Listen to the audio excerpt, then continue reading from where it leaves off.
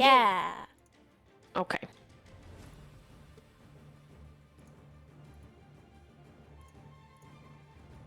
B.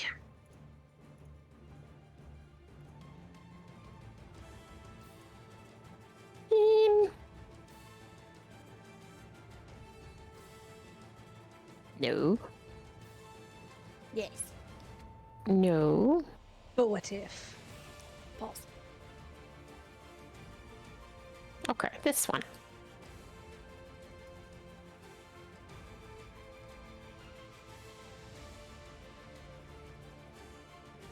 Oh shit. Oh, it's all gone now. Oh god. Excuse you. Oh, fell on the ground. I'll get logged on to Roll20 here in a second. Take your time. You have time. I am literally propping up in bed, so. You have time. We're not waking up to combat first thing in the morning? Not this time, no. Although before we get going, I need a stealth check from Darby and Relm. What have you two done? Oh my god. You. Okay. I just went for an afternoon swim. It was very peaceful and cute and quiet. I was Didn't supposed do to. anything sketchy. 17 for me. Yeah, 16 for me. Okay, good to know. I just took some cough syrup, so may God have mercy on your souls. God have mercy on yours. Yeah. That one. Okay. I'd like it to know that I rolled the fuck yeah dice first roll of the night and I got a 3. Oh, Nice. you got the Fuck fuck yeah yeah. dice too? Oh shit! I forgot I had them somewhere. There is a fuck yeah dice purchase in my future. I am missing one of mine. I used to I have don't- 2. I only have 1 now. I feel like someone may have Stolen it? batted it somewhere, maybe. Stolen it? Okay. I should have taken a Tums, but I didn't. Take a time. Oh, yeah. If you You want to are the game that. master. No, it's fine. It's fine. I'll be fine. I've got water. It's the same thing. When we last left off, you had successfully investigated the Applegate farmhouse. You had vanquished the evil left waiting there for you, and returned with what essentially boiled down to a confession from the suspect you came to know as Klaus, a half-elven man claiming to be the brother of the late steward, acting in her stead after her passing. The captain of the guard mobilized her forces to further investigate this issue with your lead, paid you for a job well done, and left you to whatever business you still had left in the city. Now, dawn is rising on a new day.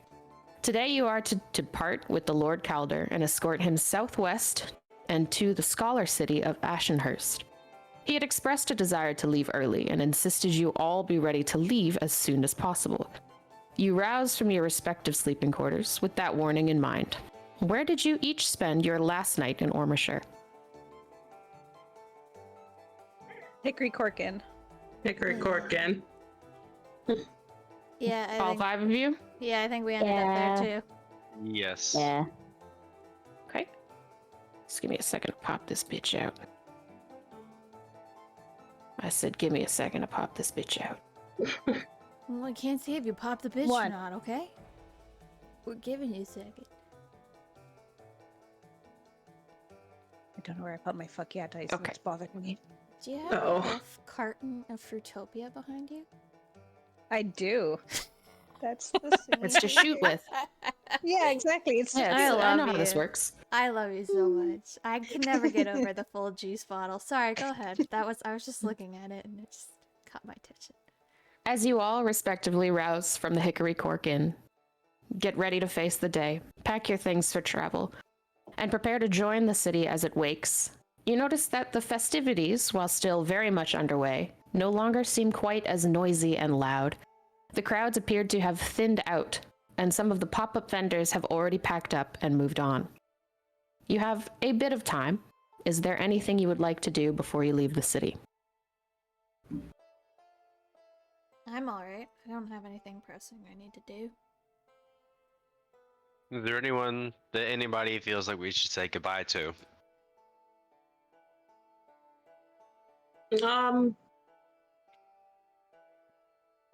Per-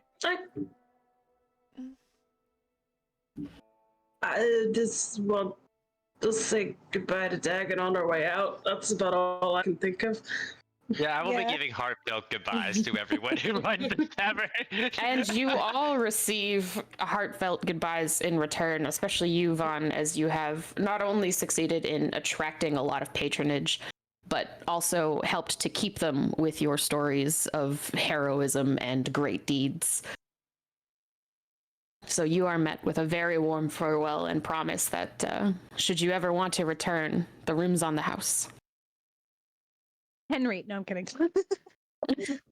I was looking for his name. I was like, what was it again? You want to go say bye to Henry? No, I was kidding. That'd be funny though. But yeah, with that, I think I don't have anything left. Do we have any armor to pick up still? I think we've got all of our armor. yeah, we Okay. did. We picked that up. Yeah. It started. Okay. Yeah, I think Yeah. we're good to go. We I don't imagine really if have we're anything going to to- say goodbye to anybody, it's going to be when we go to pick up Calder. True, like Princess Bernadette. Yeah. Yeah. It is worth noting he has not asked you to meet him at the estate. He's waiting at the stables. Fuck. So then, no one gets a goodbye. Goodbye, everyone. We'll yell it to them from outside the estate. Goodbye. No. Well then, shall we head out for the day? I suppose so. Yes. Get this over with, I suppose. Oh, don't sound too thrilled. Well, Oh no. I'm not. Don't worry. It's so difficult to see your distaste of the gentleman. He's terrible. Agree to we disagree. give I agree. we give Relm a pat and like clap one of the shoulders and lean in and go, no, we think he's pretty terrible too. I start walking out of the hickory cork inn. All right. Here as well, it seems that the crowds overall have thinned out. A lot of the merchants that had set up stalls, a lot of them are missing. Some of them seem rather bare in terms of wares at this point. While it's still fairly busy for a town this size, it doesn't compare to the crowds and the energy you'd felt in your first few days upon arriving. It's starting to feel like the festival is winding down.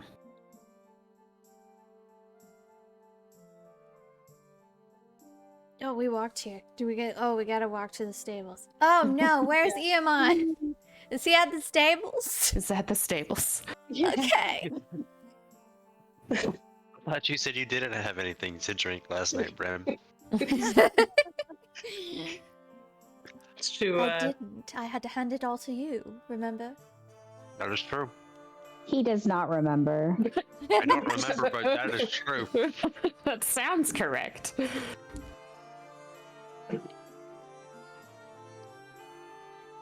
I'm just glad that you kept all of your clothes on when you crawled into bed. We're Go on. just giving Solace a huge side eye right now. Yeah, mine is Yeah. gonna keep his mouth shut after that way because things have been implied and he's not gonna egg that on. Yeah, there's no. She says it totally innocently. But I know what it means. I think everyone else has an idea what it means too. I had a quiet night in with my book, but I'm very glad to hear that some of us had an exciting evening. Solace snickers. And once more, he drank too much, but I suppose that's partly my fault, considering I handed him the alcohol. Trying Well, to get him drunk, were you? Yeah, people seem to... I suppose it was rather rowdy last night. This is all happening while we're walking. I suppose it was rather rowdy last night, and people kept trying to hand me drinks. And I insisted that I would take them so that she wouldn't have to drink them, so that we could enjoy her company at the bar, or at the tavern. You make it sound like I had to pull your arm. No, I was pulling yours. That's what I'm saying. I had to pull your arm along. But I'm glad you came. Anyway, how was everyone else's evening? I side-eyed Darby so hard. Like we're just like, It's like You one of didn't those, know it. Do I mhm. see all of these weird looks that we're getting? Do I see them make these No, little I side want to eyes? be very clear. Darby is not looking at you two. They are making Yeah, side nope. eyes at Solace. Yep. Same. We know what we're talking about, but in our own special little northern people like sign language. Yeah, the northern side eye is especially hostile looking. Yeah. Yes. Is everything all right? You two seem to be making faces. No, we just had a Fight lovely each evening other. too. We're glad you guys also had a lovely Yes. evening. It was a splendid evening. Very relaxing. Lots of rest. So much rest. And lots of reading. Insight check. Make an insight check. Oh wait, what are my skills? Shit. I was even sober the whole time, believe it or not. 21. So I believe it, but I'm disappointed at the same time. while they both seem to be telling a joke to one another, they do seem like they have gotten a lot of rest. They're brighter-eyed and bushy-tailed than they've probably been in the last couple days. Okay. Well, that's wonderful, considering we have quite the long trek ahead of us. That we do. With the most splendid company. An excellent human being. I aggressively shush them. And Solace will aggressively shush you as you round the corner and have the stables within eyesight. And at first you see something that seems new to all of you, and it's a rather plain-looking carriage, actively being fitted with a sturdy-looking paint horse by a couple of stable hands. The carriage itself is mid-sized and looks to be well-built, but lacking any ornate embellishments or trim. Unlike, of course, the familiar figure that steps around from the back of that carriage, in the process of tucking something away under a large, velvet black cloak that could cover him completely neck to toe. It's embellished with twin gold shoulder pauldrons in the shape of open dragon maws.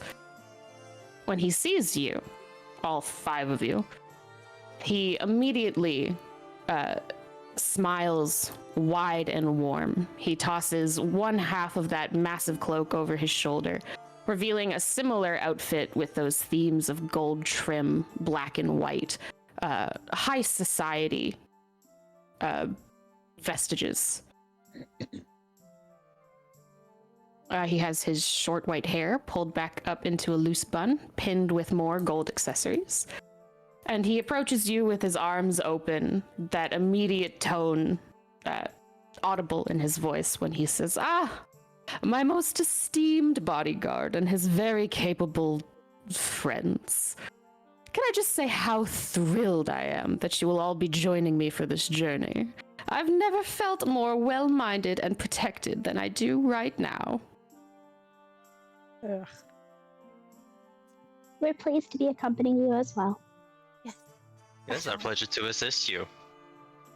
That's what I The like to heroes do. of Ormershire, I'm sure, will be great company. I have confidence they will be, yes. I am truly so lucky to have such famous heroes as my escort.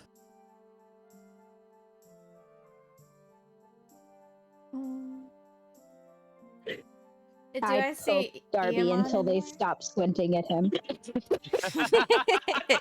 Sorry, it's very bright out here this morning. I'm going to go see if the stable hands need help with the horses. Right, so shall we be strapping Iman to the carriage, or shall we be taking a carriage alongside it? Well, I left that up for you, considering there are so many of you, and I sort of had a feeling there might be. I did opt out of hiring a driver, and I can comfortably seat 3 more in my cab should you be short on seating yourselves. How you choose to divvy up who sits where or with whom, I will leave in your very capable hands. So, we need a driver for your carriage and our carriage, is what I'm getting. If you wish to take your carriage with you. Okay. That is up to Brynn. That is her horse. I don't mind if we leave the carriage behind, but I wouldn't be comfortable leaving Iamon behind. Is there enough seating without another carriage? Assuming one driving, someone's on the yes. horse. Yes, and someone's on the horse. Or I will someone is be a on- horse. I will be on the horse.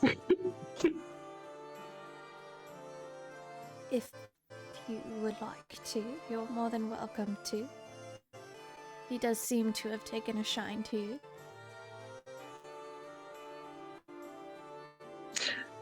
Well, does anyone else feel confident driving this carriage, though? I could give it a go. I've sat behind a carriage once or twice in my life. That doesn't sound confident. That sounds a little sketchy, but you know. That's I feel like I could sound more incredibly confident than many reassuring. of you could say at this point in The time. alternative is it might be better for someone else to ride the horse. I can drive the carriage. I would enjoy riding the horse. I assumed you might. It's always a good idea to keep Relm away from our patron as well. Don't know what you're talking about. He and I are bestest of friends. I just want to. I'm in before Relm tries to respond to some smartass comment that Elder makes while they're riding the horse. You can ride the horse and keep me company outside of the carriage. I would enjoy that. All right. Well, is it all sorted then? You've I all believe picked it your is. favorite seats? Does your horse have a name? Oh, she does. Her name is Bellissima. Okay. That's a very lovely name. Wait, Why are who's you doing laughing? It's just not a name I've heard before, but it is a very beautiful name, I assure you. But like, add a character really quick. What did we decide? Who's doing what? Darby is I'm riding- driving Calder's carriage. Relm is Okay. riding Iamon. Okay. And I don't know where the rest of you are going, but I assume it's in the Inside carriage. the somewhere. carriage. We're yes. going to be in the carriage. Okay, got it. I'm caught up. All right. Well, if you're all ready to go, I will make sure your horse is unhitched from the carriage, and I'm sure somebody would be willing to put it up for you while you're gone. As you know, we are headed due west, aims for Ashenhurst. Should be a relatively quiet journey, but with the rise of bandit activity in the area and just, you know, the general whimsical nature of the Wishing Woods, I just felt it safest to bring support. You understand. All right, now everybody file in. Oh, okay. I'm going to give Bellissima, is that how you say? Bellissima. Bellissima a little scratch on the cheeks, and then I'm going to go climb onto the driver's seat. I'm gonna wait until Iamon's brought outside, and then I'm gonna go over to him real quick. And I'm gonna like pat the side of his neck and whisper a couple of things to him before I go back over. And I hold the reins out to Relm. I'll take them and then give him a couple pats on the neck. And then I head over to the carriage. And I go to step in first. Okay. Brynn enters the carriage first. Gonna try to get on top of Iamon. Do you need a hand, friend? Go ahead and make an... I don't know if I do. Oh dear. Go ahead and make an acrobatics check. What is my acrobatics? What is my acro? Oh, wait, it's not a 1. Okay, it's a 7, so 10. So it's certainly not your most graceful of mountings. You kind of misjudge your jump and hit the saddle stomach first, and then have to swing your ass around and kind of shimmy your way up. Of the people who hadn't already entered the carriage, they all saw it. I'm going to not look. I'm going to just kind of do this and just keep this forward. I grimace, like visibly, like, ooh. Milk. You hear like a very pleased laugh from Calder. Oh, I'm gonna resist the urge. Oh, that cuts deep. It's alright, plenty of opportunities along the road. Next fight, I'm aiming at him. So the rest of you are ushered into the carriage ahead of Calder, who will climb in last and take his seat by the window. And he looks to the shuttered window of the carriage, and then with a snap of the blinds, pulls the covering up completely. And he just smiles out to where Relm sits on the horse. I didn't want to miss anything. I make a point of sitting next to Calder so that Brynn and Vaughn have to sit side by side.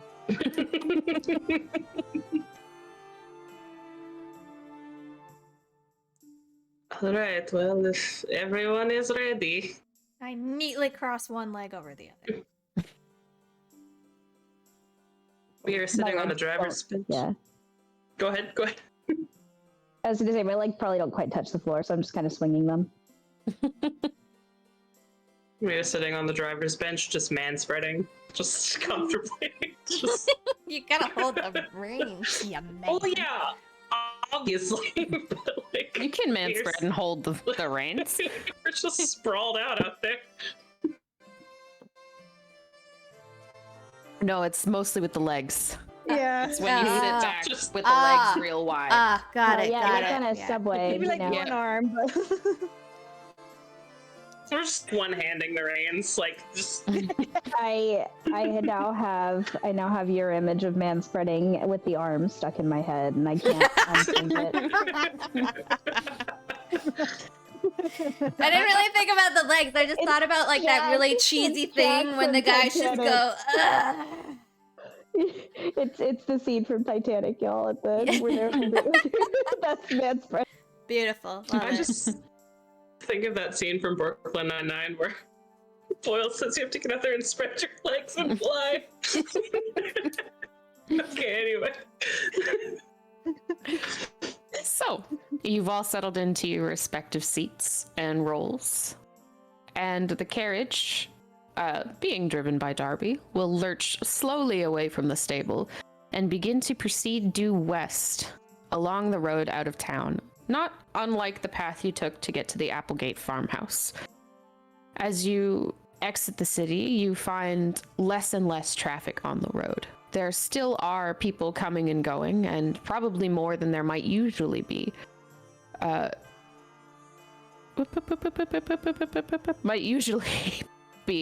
There are carriages carrying passengers as well as wagons shipping goods and produce in and out of the city. They are driven by people who largely just give you polite nods or waves from their vessels, but carry on their way without conversation. Are you doing anything during this first little leg of travel? I'm keeping an eye out for bandits. Okay. I mean, Bomb will be doing that more intensely as we go on, but for now, we're just kind of curiously peeking out at the outskirts of this town that they're leaving. If a conversation doesn't readily begin, I will I'll break the silence. I'll offer to tell a story or sing a song or something. Just be generally entertaining. I do smile for the music. Otherwise, I don't really say much. I stare out the window as well. And I just can't deal with that awkward silence as everyone just kind of sits there. So yeah, I'll just be generally like telling folk tales or something. Okay.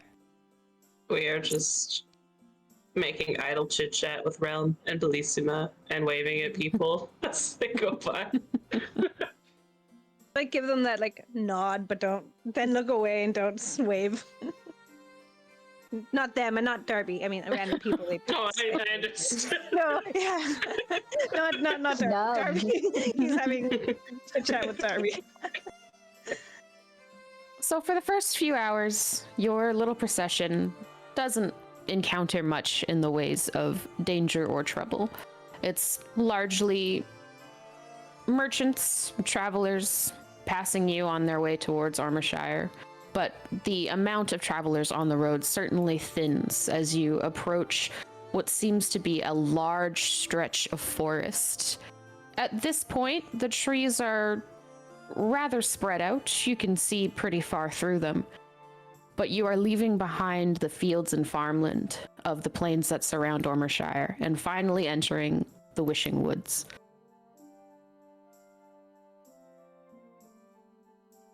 I need everyone to roll a d20. Oh no, what dice do I pick? Oh god. That's a nat 20. And as he is peeking out a little more intensely, you know what? Never mind. He's gonna start a conversation, but I guess something's about to come up that might change I that. also rolled a nat 20, so yikes. Heyo! High I five. rolled Yeah. 15. We're not adding anything to it. We're just rolling. Just a straight roll. 13. Did you Oh roll a no, 1? Darby, what did you get? Did you roll I a rolled 1? a 1. Fuck! Oh no! We have hit the extremes. It's just that scene from like Spirited Away. Now put your fingers together. Hey, yeah! So, you continue to travel into the Wishing Wood. The trees here are a little thinner, spread apart. You can see through them at a fair distance. It doesn't feel very overbearing or that the canopy is looming. There's plenty of sunlight from a bright and sunny day that filters through the leaves and casts pleasant, almost peaceful shadows across the ground. Vaughn, can you roll a d10 for me? A history check and see if I know why it's called the Wishing, or if there's even a reason why it's called the Wishing Woods. Sure, roll a history check. 5. Okay. 11 plus 0. 11. Okay. You've certainly heard of the Wishing Woods before. It has definitely been covered in one of your studies, but it's difficult to draw up exactly what was spoken about it. Okay. Like, it is a notorious place, but you can't remember why. Can I see Vaughn through the window of the carriage? Or is Yep. he like in No, the back? Calder opened it so that there would be a clear line of sight between everybody inside and everybody outside. On the outside, on the outside. Vaughn, Yes. do you remember why this is called the Wishing Woods? Do a history check. Do I? Let's find out. That's somebody else being like, hey, I failed this roll. Can you do it instead? And ooh, I hate to say it, buddy, but that's a 5. Oh, I knew more than you did. So, you, Vaughn, are just Brynn, now do you know realizing. anything about these woods? You're just now realizing, oh, this is the Wishing Woods. Oh! Yeah. Oh, how about that? I heard the name before, but this is the Wishing Woods. Who knew? But you asked that aloud, correct, Relm? Yeah. Yeah. So Calder kind of leans on his elbow on the little sill of his window looking out towards you and says, you mean to tell me you don't know about the Wishing Woods? Do you know the Muffin Man? The Muffin Man? Wishing Woods! Sorry. What's happening? Sorry, I'm so chaotic today. Oh god. You know, it seems to have slipped my mind. Oh, well, you know, if you want to know, all you have to do is ask. The right person, of course. I don't think I want to know that badly. Oh! Okay. I I'll will keep that in mind. I will smoothly jump in and say, I would like to know, just to try and not let this be awkward. I too would like to know as I learn new things about this land as I go by, since I know nothing. Of I'm staring ahead course to you would. listening. You darling little creatures. This, and it is my most absolute pleasure to educate you on lands I certainly do not hail from nor reside in, is called the Wishing Woods. Some say it gets its name from a very sacred place somewhere in the north of the forest, excellently called the Wishing Well, which is not actually a well that grants wishes, mind you, but a spring with waters that are said to cure any ailment, even death. But that is only one of many delightful landmarks and quirks. Somewhere to the west is rumored to be the tomb of King Casper, sealed with all the riches that the pirate king ever accumulated in his long and successful career. There's also been reports of doorways to the Feywilds opening at random and whisking away those with the misfortune to get lost. Or, if you are hungry for knowledge, there is proven occasionally a portal that opens to the Fey Caves, whose walls are said to carry the answer to any question you might ask them. It's a delightful place, great for parties. And apparently full of magic. Of course, the entire woods is full of magic. King what? No, I'm not. Yeah, King Casper. King Casper. Does that pose a threat to us as we make our way through it? Oh, definitely. That's why it's good to make these kinds of excursions with friends. Is there anything in particular that we should be watching out for? Well, anything that might tumble out of a Fey portal is something you could be watching for, as well as the usual bandits, ruffians, thieves, scoundrels, whoever might want to make an easy coin from a handsome and wealthy noble. Who's that? It's me, sir. Oh, I handsome. give Relm a look. Like, this is going. I get the look clearly conveys this is going to be a really long journey if you keep baiting the money.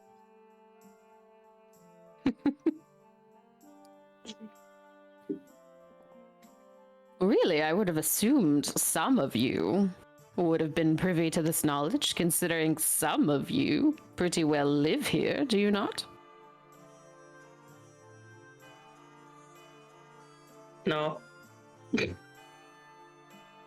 No, I don't. Oh, all Actually. right. So that's one excused for their ignorance. I sort of. What? I have to wonder, is that me? Do I not know? Technically, you or Realm could have known. Yes, okay, that's what I was thinking at this point in time. I was like, it's probably us and we just don't know it. Realm's just like not answering. Well, that's... I guess we didn't get out too much back there. We just learned a lot, and it was a lot of information to try to retain. What But did you learn? That I've is the loaded never question. really sat down with a monk for terribly long. I would be fascinated to know what they teach you at the monastery. I mean, it was a very general education, but in the specifics that I was learning, it was a lot more focus and discipline based in a more traditional sense. Hmm. You think the monastery tamed you?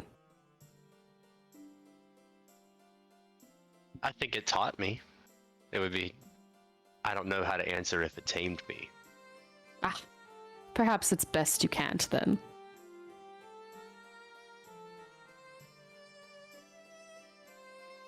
He'll give him a quizzical look after that, but... And you, good sir, would you say the monastery tamed you? You hail from there as well, don't you? I do. I don't think I needed very much taming. Ah, You do strike me as a very tame individual. I can see that.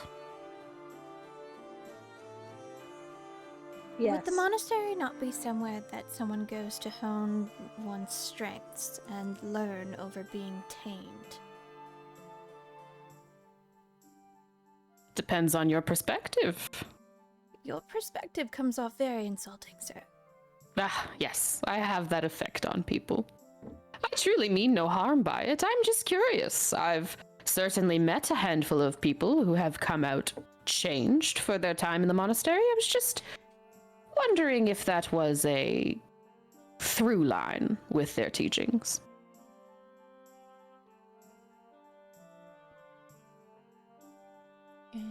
I do have a teaching of behaviors that involve maintaining peace, and some people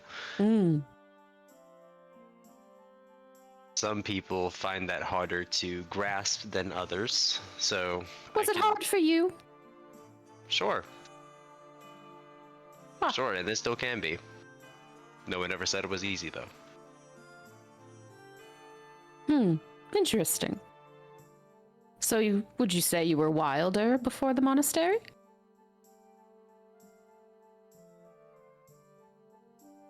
Sure, absolutely, yes. Well, it's amazing what they can do with wild young men.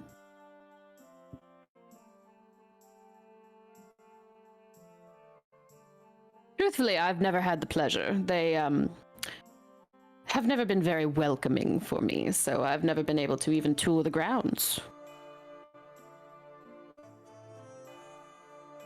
Is it because of where you stand with your allegiance to the faction? It might be. My proximity to the Emperor has shut more than a few doors on me, but I don't know. Something about that place has never really been very welcoming to me.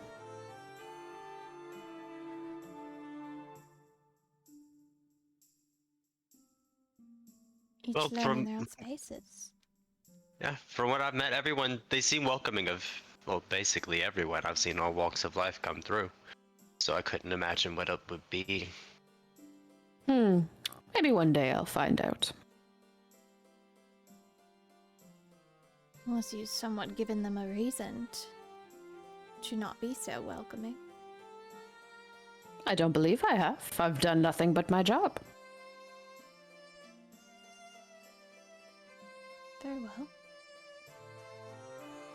You know, speaking of, I might have some new information for you. If you haven't heard anything on the investigation in your last night in Ormshire. Oh? Yes, so you know how we had that conversation and how we were potentially looking at you as a suspect. Well, they found we found a better suspect. So Oh. that does affirm that you have done nothing wrong. Ah. Well, what a relief. I'm glad my name was cleared. I was a little bit disposed for that last night. Who, in the end, did you incriminate? Klaus, was it right? The servant that claimed to be a relative? Correct. Suppose it was very strange. Someone that just miraculously fit the bill came out of the woodwork at the exact right moment to substitute a murder.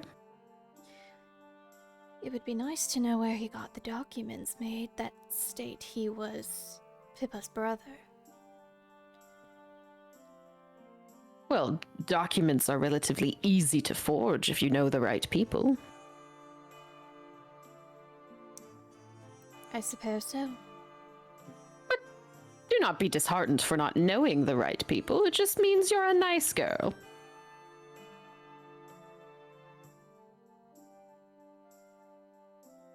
Right.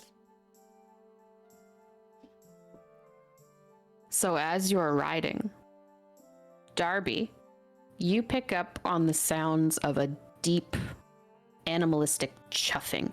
This snorting and huffing and guttural growls and wails coming from somewhere off to your right in the trees. I'm going to stop the carriage. So, not abruptly, but you all do come to a stop and lurch a little bit for the change in pace. Darby, what's And we'll wrong? peep out the windows to see what's Where going did on you as this happens. I hear something. Gonna open my peepers and just look around. My peepers. Make a perception check. Okay, go well. And as you all kind of stop to listen, you can hear distant growls and snuffs and heavy breathing. I got 21. Okay. As you look off in the direction that the sound is coming from, you begin to spot what seems to be a trail of broken twigs and trampled grass and ferns that lead a little deeper into the woods, and you can spot something furry and brown through the trees. I see something, and I'm gonna pull off my crossbow. Should Not we really not keep aim it, but going? get ready. Should we not keep going if it's there waiting for us? We could, but Do you want it attacking us from behind? Will it attack us at all if we just stop here? Or if we keep going? I'm going. I see no reason to goad anything into a fight, so we could just keep going. I'm going to look at Yersa. I'm going to say, do not go far. But, and I'm really trying to like make eye contact. I've like grabbed her head. Tommy's ripped my headphones off. Tommy! The attack of the cat! Oh god, it's all going downhill. Anyway, I'm going to like hold her little bird head and look at her. Like, if anything comes behind us, please come get me. Please understand what I'm telling you. Make an animal handling check with advantage. That is going to be a 19. So, for the moment, Ezer just kind of blinks at you and makes just a little murr sound from in her chest, and will try and take off. Okay, I love you. Goodbye. And I'll just gently let go and let her go. What Okay. kind of communication do you have with her, if anything? None. Okay, she's just a bird, got it. She technically, I think we talked about it, is Mhm. akin to a ranger companion to me, but I don't know if that really means anything. I think it just means she's a bit beefier. I mean, is she? She's still a bird, but Yeah, she is technically a beast companion and pet, but like I don't know that we ever talked about if that meant anything other than she's just slightly beefier, but yeah, she's beefier. She listens to you and obeys your commands as best she can. You can have her take a turn on your initiative.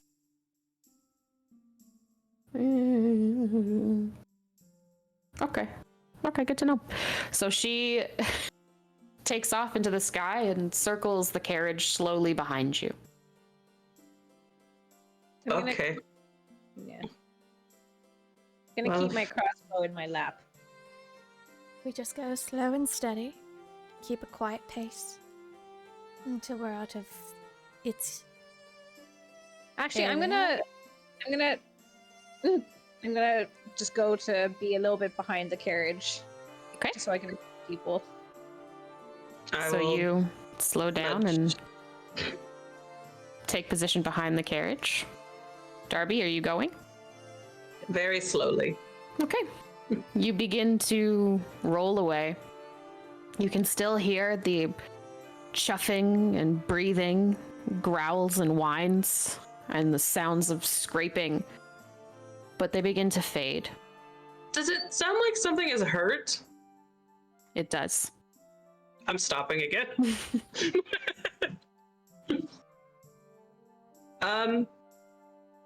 I think something is hurt, I can, and go ahead. Sorry.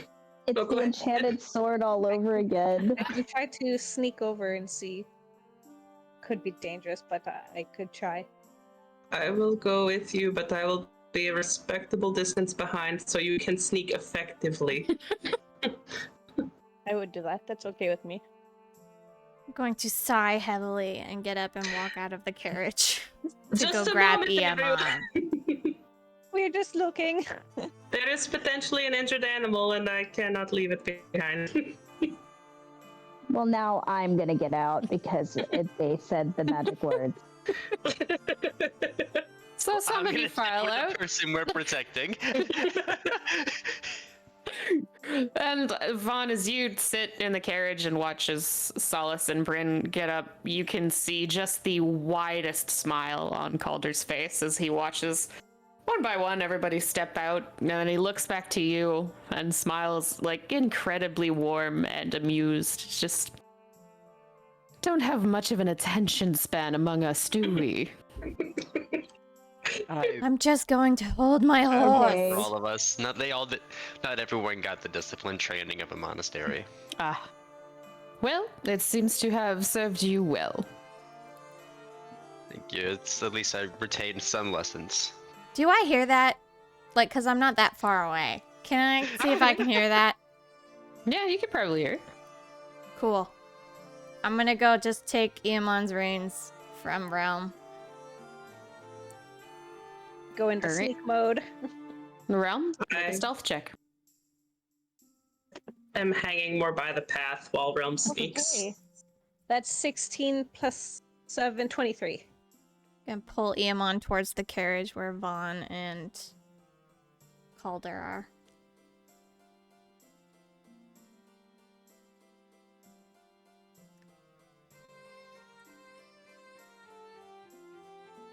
Oh, I have advantage. Didn't help me. Hope that's good for me.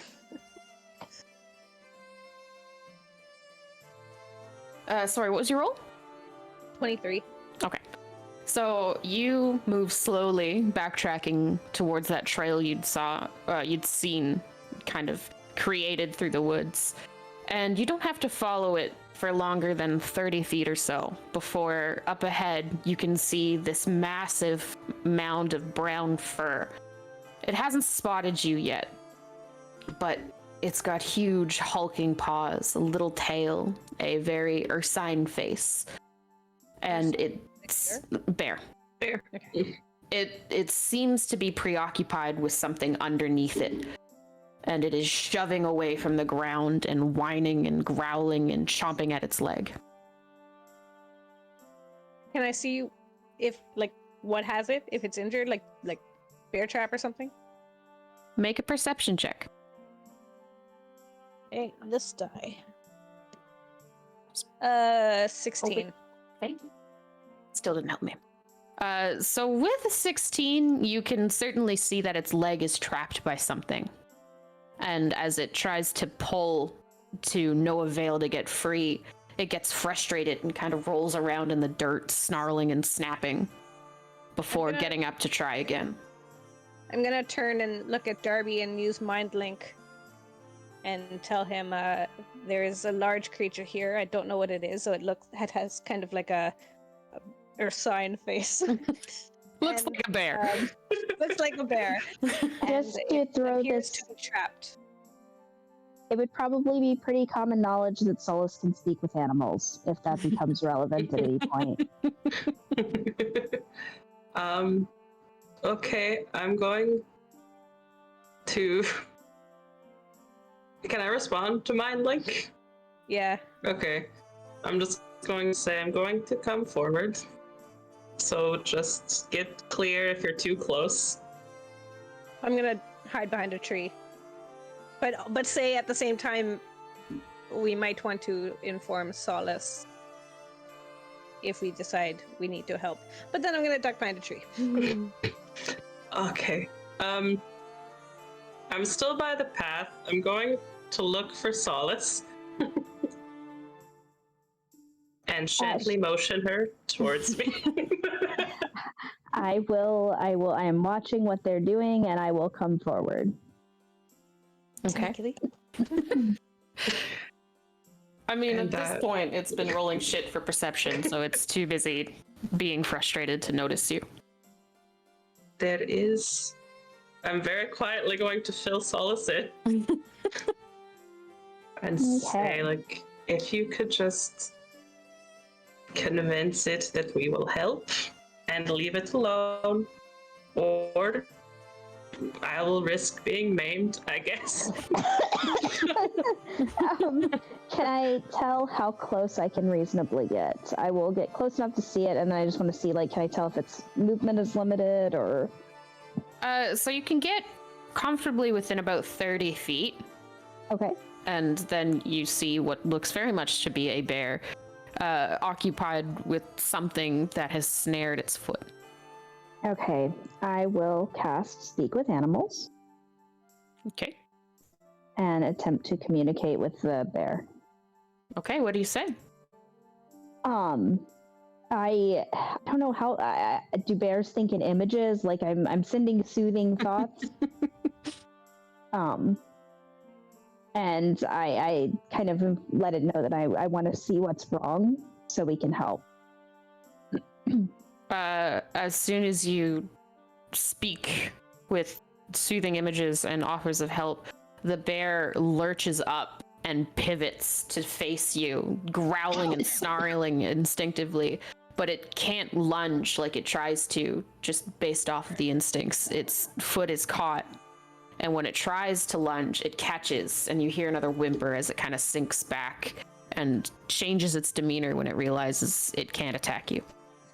I'm gonna take some fish out of my pack. I just assume Solace always has dried fish. Like I feel like that's just a thing. She would just always smells of dried fish. have. No, ew, no. It's very carefully packed in oilskin. Anyway, and I will tell it again. You know, we would like to help. We want to make it better, and see if I'll kind of extend a hand out with the food, and come a little closer. Make an animal handling check. Oh, with advantage because I'm speaking to it? Yeah, okay, with advantage. Wait, hold on.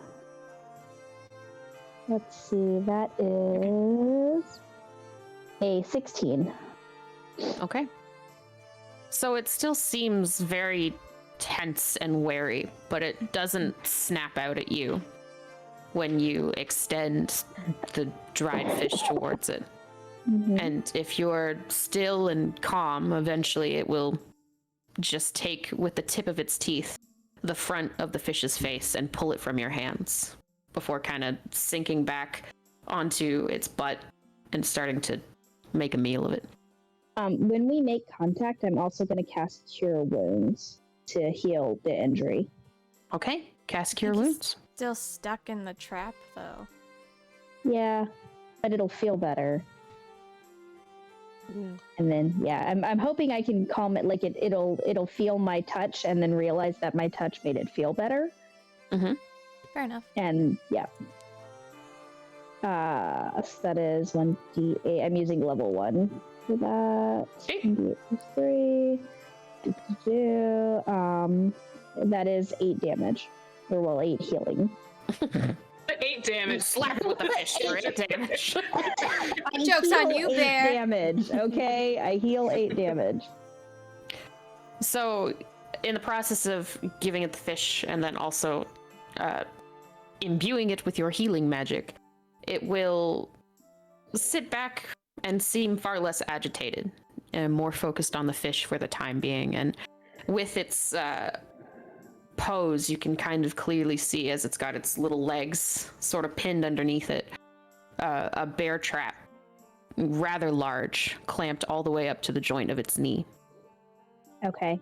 I will tell it that we're going to set it free. It just needs to be very still so my friends can help. Make a persuasion check. Oh, I'm better at that than animal handling, at least. Oh shit. That is a 19. Okay. It doesn't seem to react anyway. All right, I will cautiously gesture for Darby to come forward. But I'm also making it clear that, like, yeah, like I'm giving you, I think it's okay, thumbs up, but not 100% thumbs in our little language. Oops, sorry. Go ahead. No, you go ahead. I was just gonna say I'm hiding, but I have my crossbow ready. We are trying to make ourselves look very small and non-threatening, even though we're very tall. And are we familiar with bear traps? Make a nature check. Okay. 16. I'd say you're familiar enough. You've used them before. I am going to very carefully approach the bear. Okay. While saying very nice things to the bear.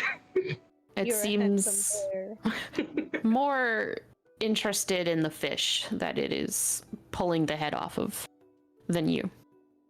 I'm going to look for a little, like, release kind of hatch, pin, pull, latch thingy.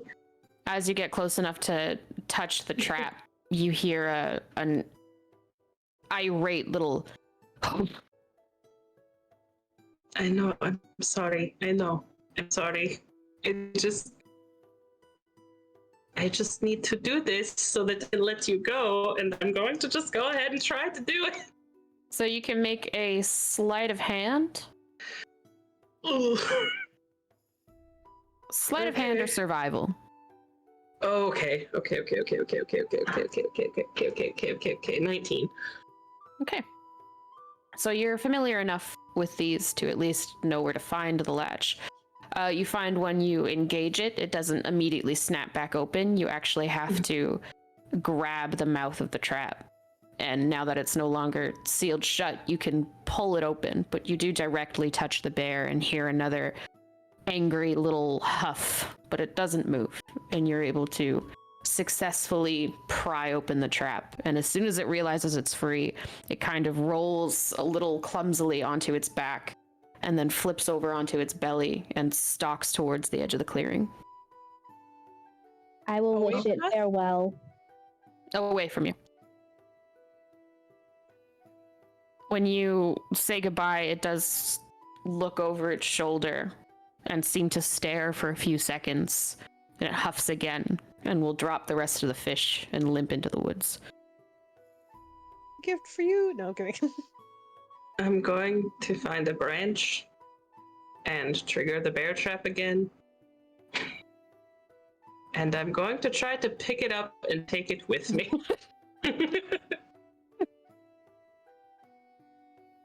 Okay, I'll say you can trigger the trap again.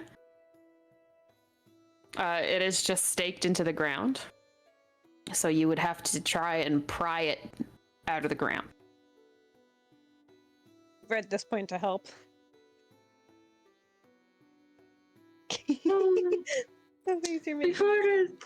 We've already wasted enough time, I guess. And I do still have a hunting trap anyway. So I'm just gonna leave it and start walking back to the carriage. So you leave the trap. But I do want it to be, like, clamped shut so it doesn't hurt anything else. Okay. So you return back to the carriage and hear the familiar voice.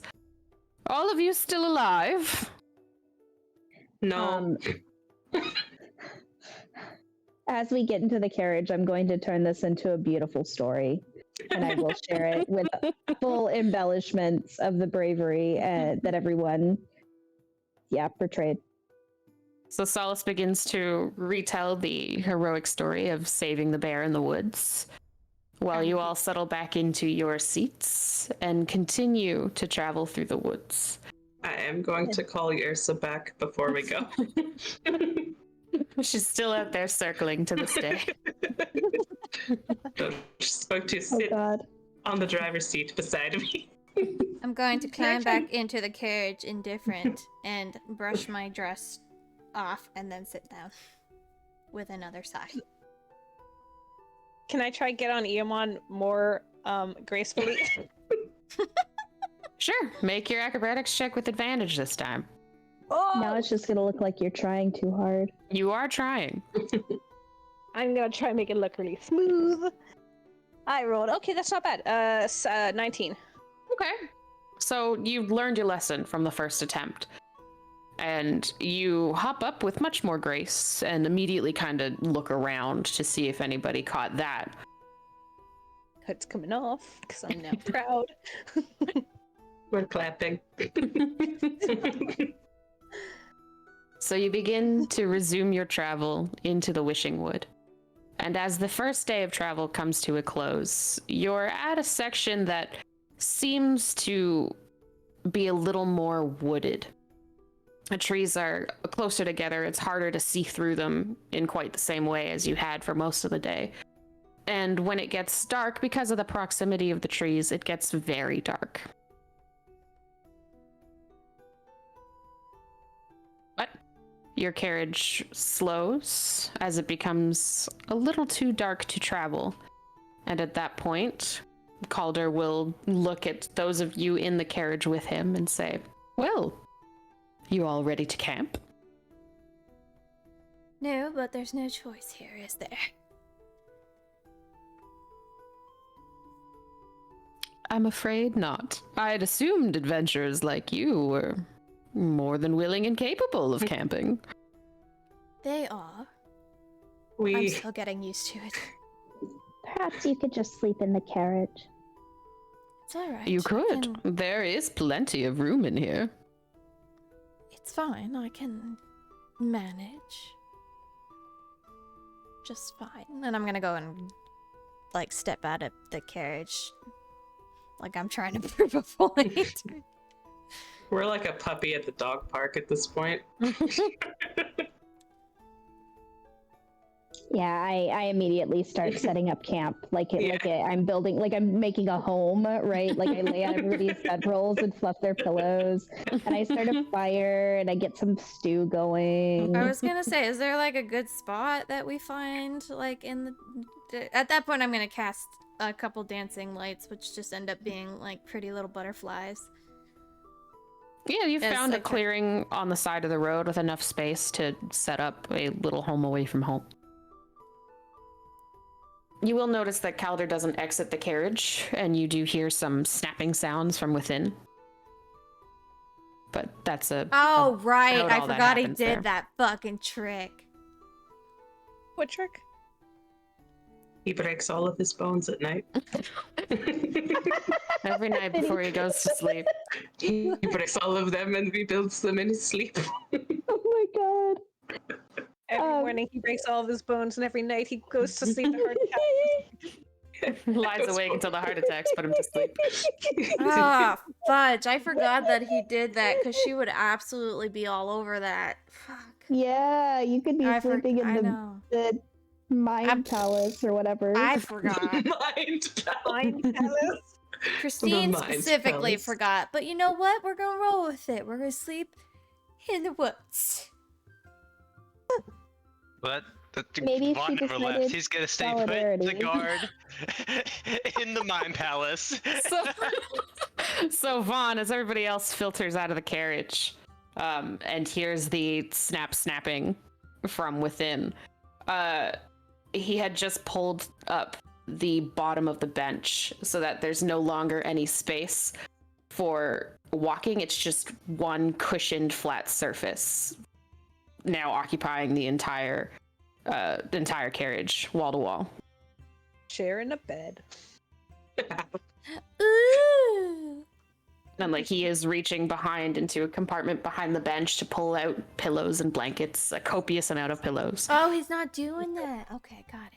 Oh, he's not doing the whole tower thing. it's He's just not the doing the whole Okay. mind palace. He has just converted the carriage into a sleeper camper. That is Alright. awesome. This guy is like life goals. When they think you're in your mind palace, in reality, you are just like lamping. Opening a bed.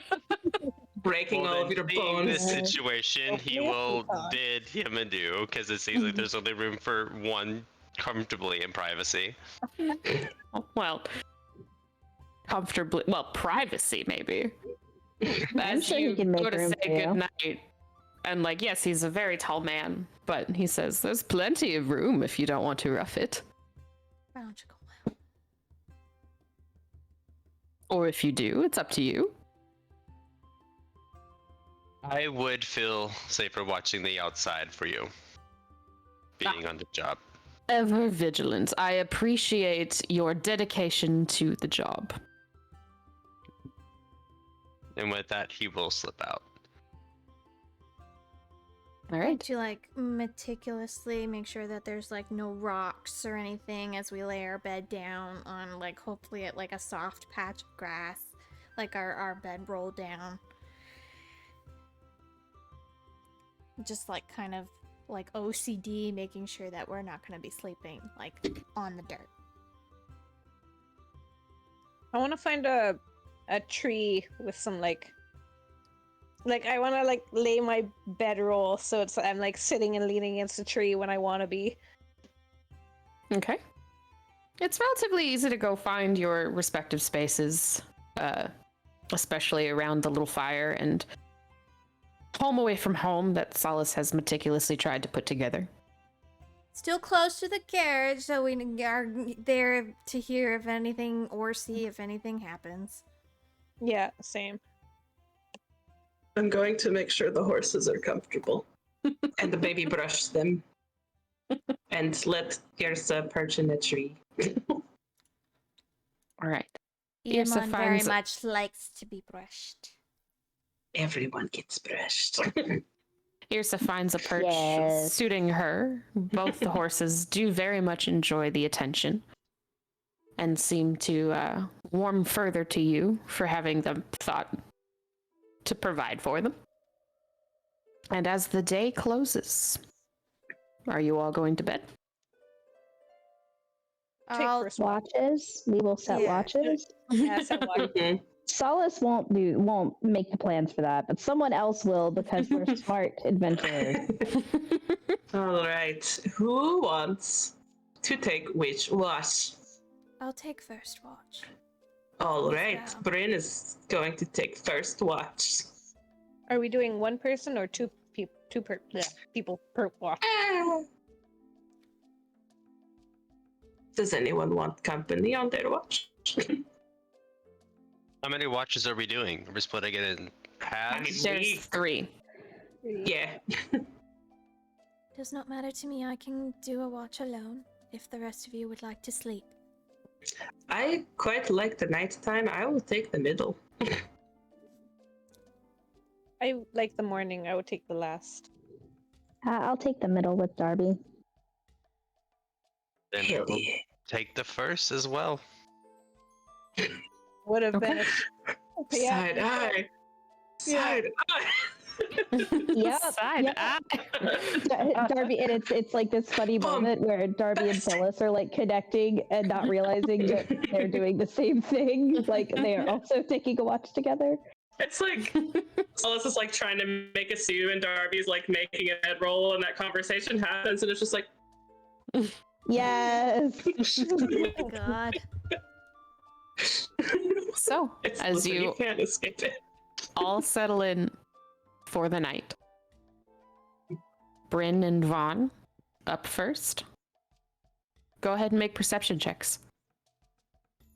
I do want to point out that as this watch is happening, the spell on her disguise wears off, and so that elven appearance disappears and the more drow appearance takes over with that purple hair with the white ombre. And because it's nighttime, you can actually see like stars in her hair. And she stays like that. She doesn't go to reapply.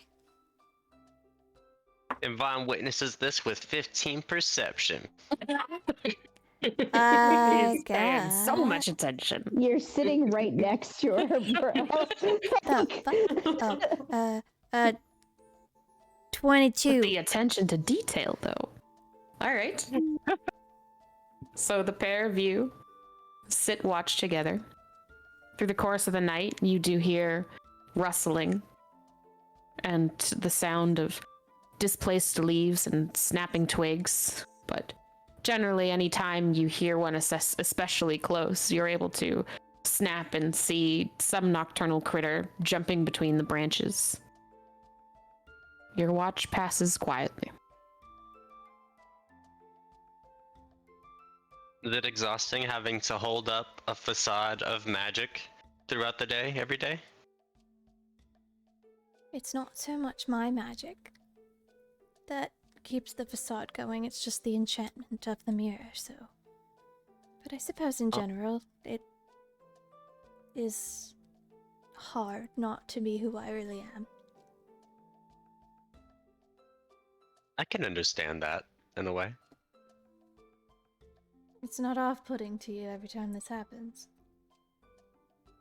I don't see why it would be. Do you know anything about the drow? I had an education in general sorts with them, but nothing specific.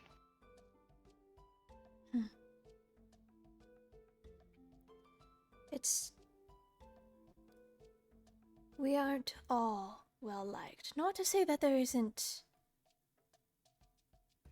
a place out there where drow aren't as terrible as some others, but it's not easy for us to be up on the surface like this.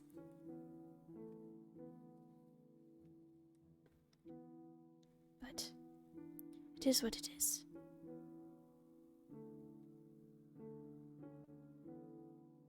But now you're out here under a tree-covered but otherwise open sky, and no one to judge. Well, were I in the Underdark, no one would be judging.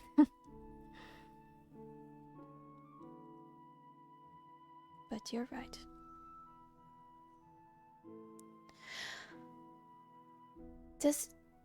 Is it hard for you to be away from the monastery? Was that like a home to you? It was for a time, but I felt like it was my time to go when it came. To grow stronger, as you mentioned. Yeah, or just to be free again. At a certain point, it felt less like a learning facility and more like a prison. Did it not bother you when Calder said that the place tamed you? I was kind of picking at what he could have meant by that, but I didn't take offense to it, no. It just seemed to come off very insulting. I apologize Everyone if I has spoke out of turn. No, that is okay. I appreciate you willing to stand up for me, but everyone has their opinions on the monastery and what it teaches. I personally...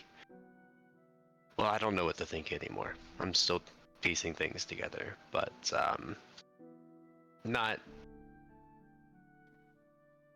Nothing is 100% perfect.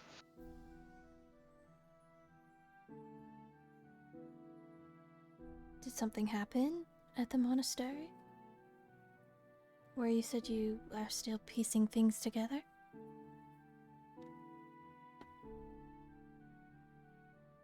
The death, Soren, was so quickly swept under the rug. Things seem hush around the monastery about it, and I was asking too many questions and was told not to ask those questions anymore. I don't think anyone hiding anything can be trusted. The death of what? Sorry, I missed that. You cut out a little bit. Zorin, my mentor, Yes. who I did learn at the Spirit at the Dead Festival, I confirmed he actually is dead, and I'm not just looking for a missing person. Now, if I'm continuing this, I'm out to avenge a dead loved one. I reach out and I put my hand on his arm. I'm very sorry for your loss. I didn't know them, but by the looks of it, they meant a lot to you. So I'm sorry. He was maybe the closest thing to a respectable father figure that I'd ever known. Perhaps we will uncover more answers as we continue on. That It might seems help that ease your soul a little bit. it does seem that all of the strings are pulling from that direction, so we'll see what we find out. Of course. So your watch ends relatively quietly. Nothing to report. And you rouse Solace and Darby for their turn. If you could both make perception checks. Real quick, as we're like switching over, I'm going to just gently walk over to Solace and like fix that little hair clip in her hair as it's been all mussed up from her sleeping. And then I'm also going to cast guidance. Vaughn is gonna wake up Darby by tickling his nose with a leaf. We like instinctively There slap. are two kinds of people, like punches him in the face, yes. And then I'll go to bed. It's a completely opposite kind of connection there. Yeah, Solace smiles and like also gently pats Brynn's hair, and I assume she's still in her drow form, and Solace I looks, am. yeah, Solace looks pleased to see her, and like gives her like just gently like pats her hair, and then goes to meet Darby. We wake up like, do you want to go see Uncle Cracker? No. You want to go see Uncle Cracker? No. Cracker or no. Seems like a lively person, and also good morning. I Good rolled morning. a 15. I rolled a 21. Okay. So, largely similar for the pair of you. It is much darker now, with the moon high in the sky, but obscured by so much canopy. You hear the movement and rustling of wildlife in the woods, but nothing big enough to draw your attention or make you nervous more than you should be sitting alone in the dark in the woods.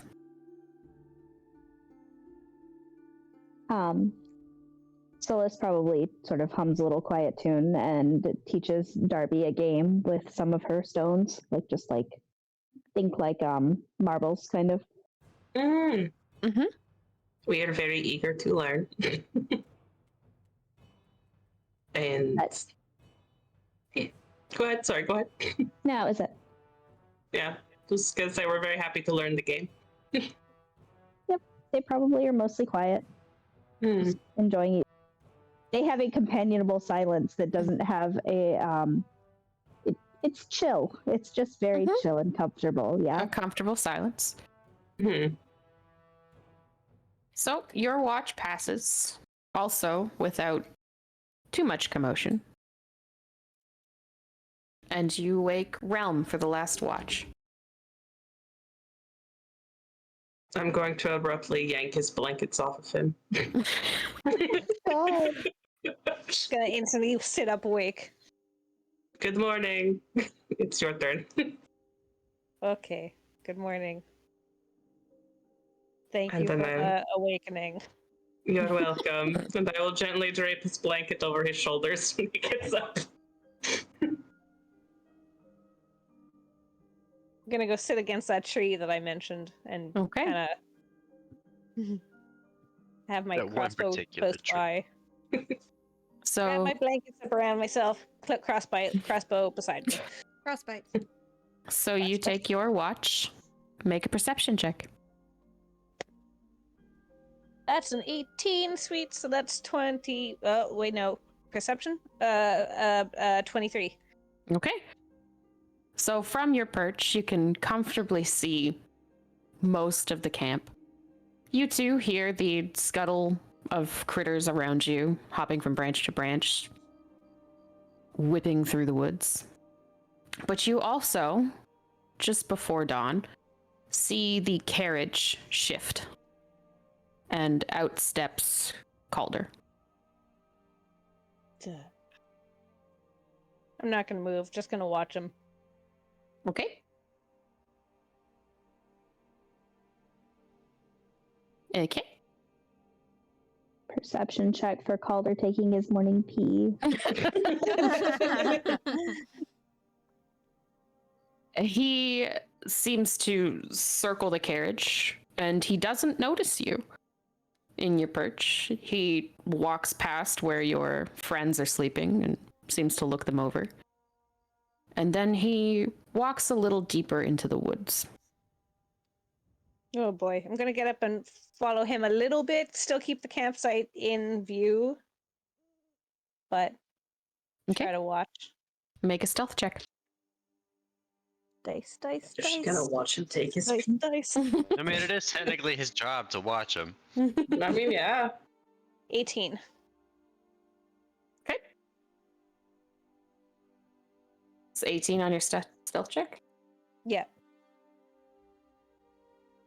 Hang on, I just need to check a modifier real quick.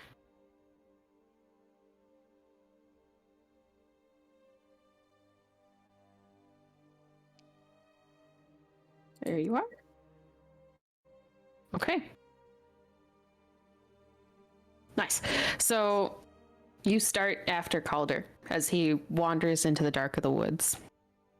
And you make it maybe about 20 feet before he stops, straightens out. Are you following me? I am making sure that you are safe. Oh, and he sort of turns to look at you over his shoulder. How very thorough of you. But I mean, if you want to watch, it's not really my business what you're into, but a bit of privacy might be nice here and there. Are you just going to take a leak? That's exactly what I'm going to do, if it's no trouble. That insight check. Make an insight check. Are you actually going to piss or not? Is it number 1 or number 2? What are you doing? Or is it a forbidden number 3? Okay. Oh, natural 20. Fuck. It's 23. Oh. No, Okay. he definitely gets to know if it's number 1 or number 2. You At get the the very least. express detail. Oh no. I can tell What how did badly he he have needs to to do?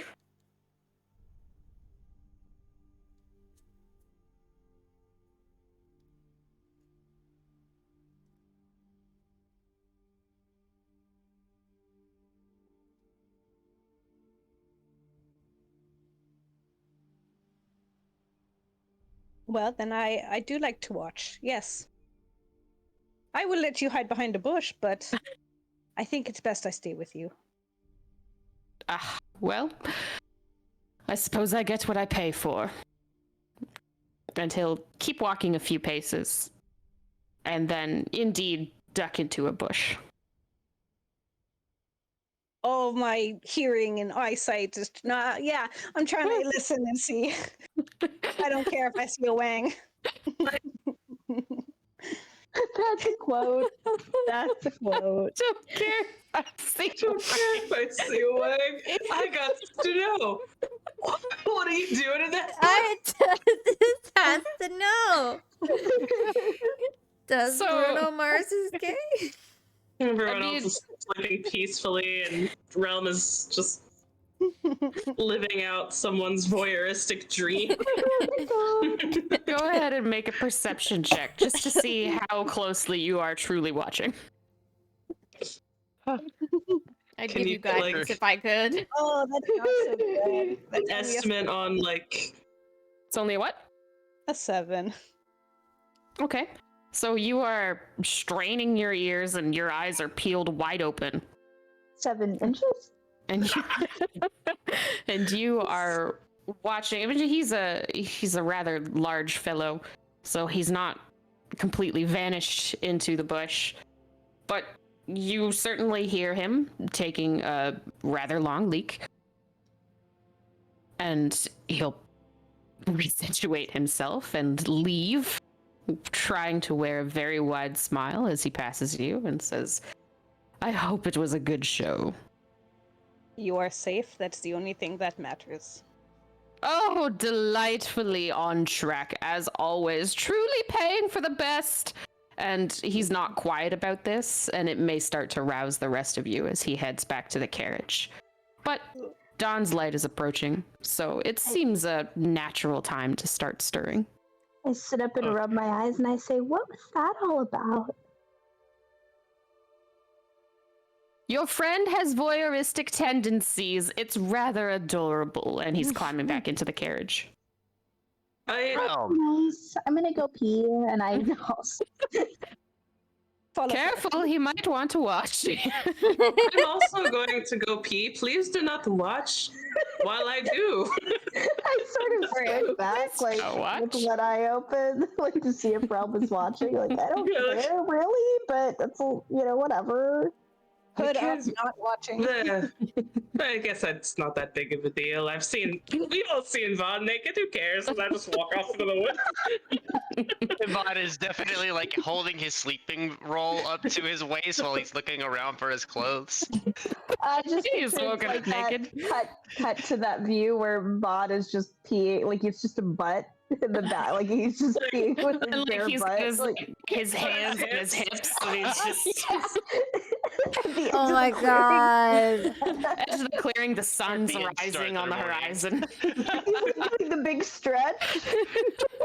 Brynn is just leaning forward where she's like sitting in her sleeping bag, and like her head is in her hands with her hair over her face, and she's just like, oh my gosh. Brynn, do you not need to pee in the morning like everyone else? I don't need to have a very loud conversation about it. I'm gonna pack up my sleeping bag and I'm gonna go crawl into the carriage. To be a long ride, you should probably pee. You all relieve yourselves. Pack up camp. Make what breakfast you can with your rations. And begin to saddle up for your second day of travel. I'm going to give both horses a little kiss on the forehead. Everyone will notice that I didn't go back into my disguise. And when I did, I was in the carriage and Calder was with us. What? So you went back into your disguise in the carriage? Yeah, in front of Calder. So we would know at that point that Calder knows. Yes, he would seem largely nonplussed. Are you watching him for his reaction?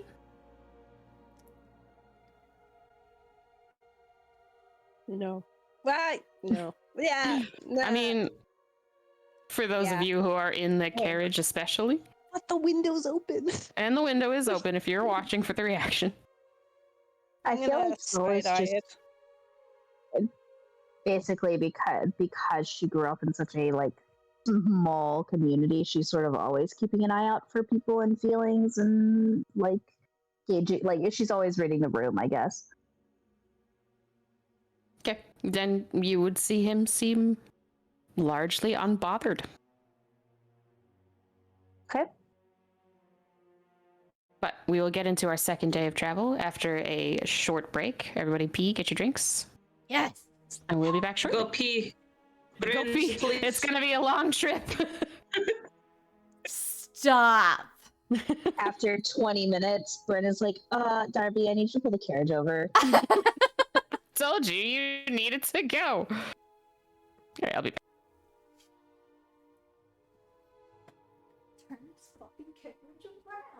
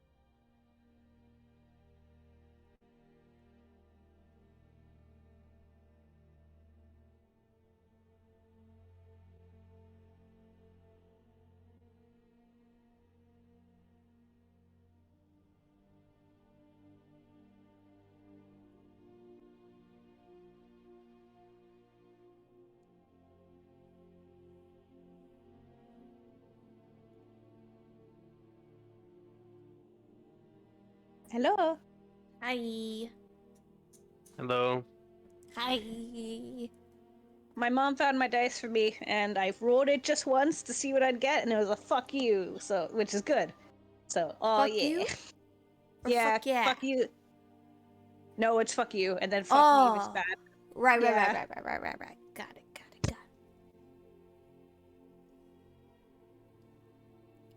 Just...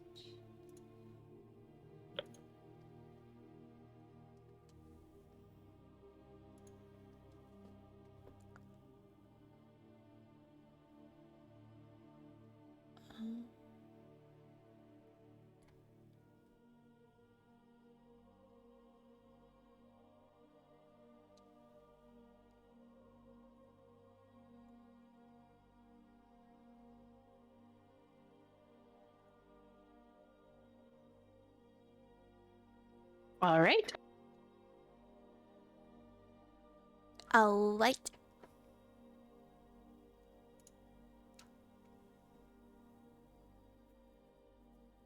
God, this light is bright.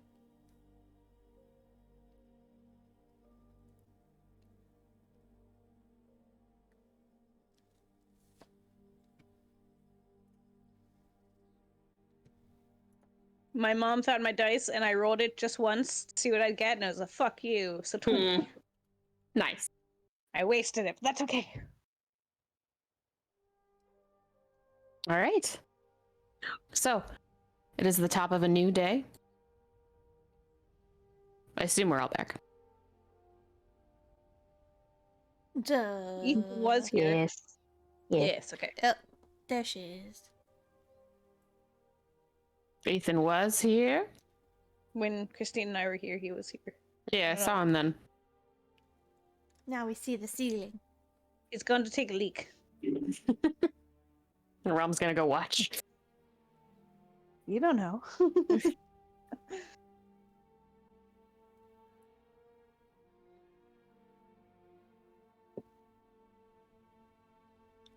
There Oh, he hey, is. what's good today? He's peeking. He's There he peeking. is. Yes, sorry, I'm here. I had to go get moonshine. I understand. Oh. So, top of a new day. You all take your respective positions. Many of you lumped into the carriage with Calder, who seems especially jovial and eager to make nice. Darby steering the cart. Relm following just behind them, but again, the window has been left open so that you are easy to catch in line of sight, and every time Calder sees you, you are greeted with a big smile. Awkward. What? Solace, I need you to roll a d10.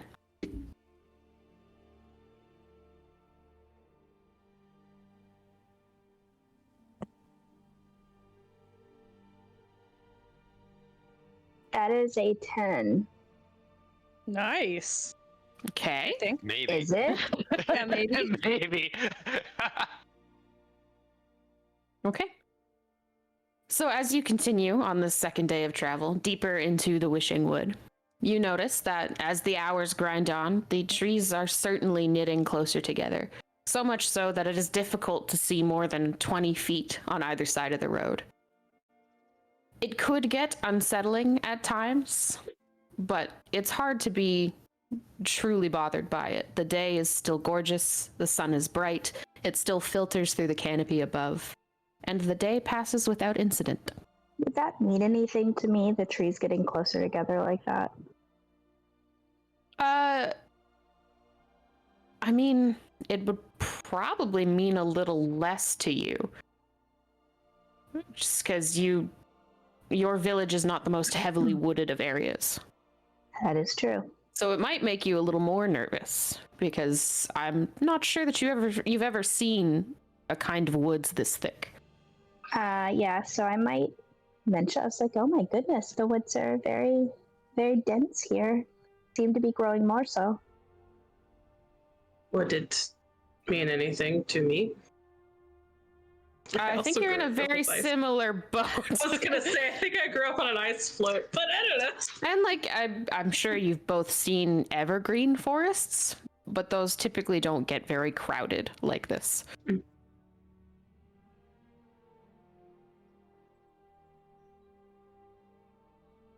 I just want to do a perception check, like along the way. Just, safety first. Okay, do a perception check. Oh, this dice is doing great. 23. Okay. So the trees have certainly started to grow closer together here, which makes seeing very far rather difficult. But you make sure to keep a vigilant eye and a vigilant ear, and you find that it's a rather peaceful ride. For the entirety of the day, you pass a merchant carrying a wagon full of goods, and he gives you little more than a courtesy nod and continues on his way. Is there anything you wish to do with the day? I'm okay. I'm very focused on driving, I guess, so no. Would like to, at some point in the day, go right up alongside Darby and mind link with him again. And I'm going to say, last night when Calder went into the woods, I don't know what he was doing, but I know it was not just to take a leak. Just saying, I was not being a voyeur. Okay. That Needed is to clear my reassuring. name. That is reassuring to know. Do you have any idea what he might have been doing had you not been there to watch him pee? No, but you know that I don't trust him. I know. Even if we're here to protect him, I don't trust him. I can't say that I do either, so perhaps we can both keep an extra eye on him. That's why I chose to tell you. I don't... Yeah. Yes. We will watch. Okay, I feel better with someone else watching as well. And I guess if everyone in the group thinks we're both voyeurs, then maybe it will be okay. I won't have to be embarrassed. I mean, Vaughn does make it easy. I mean, yeah, it's true. Exhibitionist plus voyeurs. It's just beautiful. Relm seen Vaughn's Wang enough that he doesn't care about seeing another one. Don't care if I see Wang. Whoa! Write that down somewhere. I've seen so much Wang, you have no idea. In the last 2 days alone, no. So God, I the don't day know of what travel that's concludes, and you reach your second night where you will set up camp. Again, you find a space that is clear enough for you to pull the carriage aside off the road and build a little camp just beside it. It's a little tighter than the night before, just in terms of spacing, just because there's not quite as much room in the clearings here due to the density of the trees. But again, Calder sets up his little glamping carriage. And who's taking what watch? I would like to take third watch, if that's okay. We could just keep it the same watches then. Yeah, we'll keep the same Mhm. watch. Yep. No reason to Yep. make a change. Side eye. Yep.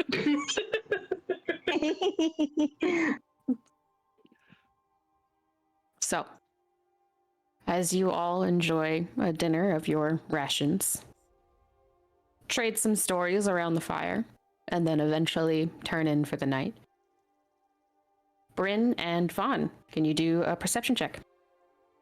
Guidance. So you can add a d4 to your perception. So that's gonna be a 23. Okay. Which is Nice. cool because I just got a 9. Oh, no. So the pair of Should've you guided sit myself. together for the first couple hours of your watch. It seems quiet. You do notice that the wildlife doesn't seem quite as active here as it was at your last stop. Vaughn, about 2.5 hours into your watch, you hear the sounds of struggling coming from within your camp. From within the camp, he's Mhm. going to turn to everyone that's sleeping around him, and if they still seem to be sleeping, he's running to the carriage. Okay. You turn to scan the bedrolls of your companions, and Relm seems still, Solace seems still, Darby is thrashing. Vaughn is going to try to pull back the sleep roll over Darby and figure out what's going on here. Okay. They seem to still be dead asleep, just tossing and turning, kind of squirming, now a little more so that they're not constrained. Then he's like looking over at Brynn, like, Brynn, do you see this? And then he's gonna try to like hold down or like stop it. Like full body compression. I'm Drops down on him. It's in a headlock. Does he seem? Is this like the thrashing seem like he's panicking, like he's having a nightmare, like he's? They seem animated. Their eyes are closed. Their expression pulled in confusion and pain. I'm gonna cast Calm Emotions. Okay. You cast Calm Emotions. No effect.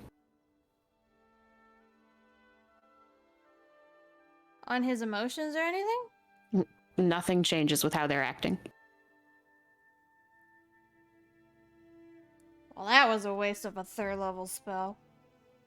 Yep. 2nd level spell, sorry. Vaughn is going to like just whisper like, Darby, are you good? Need you to calm down, buddy. Darby, you're scaring me here. I'm gonna need you to calm down. You whisper, and you hear something in your head that's an animalistic chuff, but it lasts only a moment. You could have sworn you imagined it.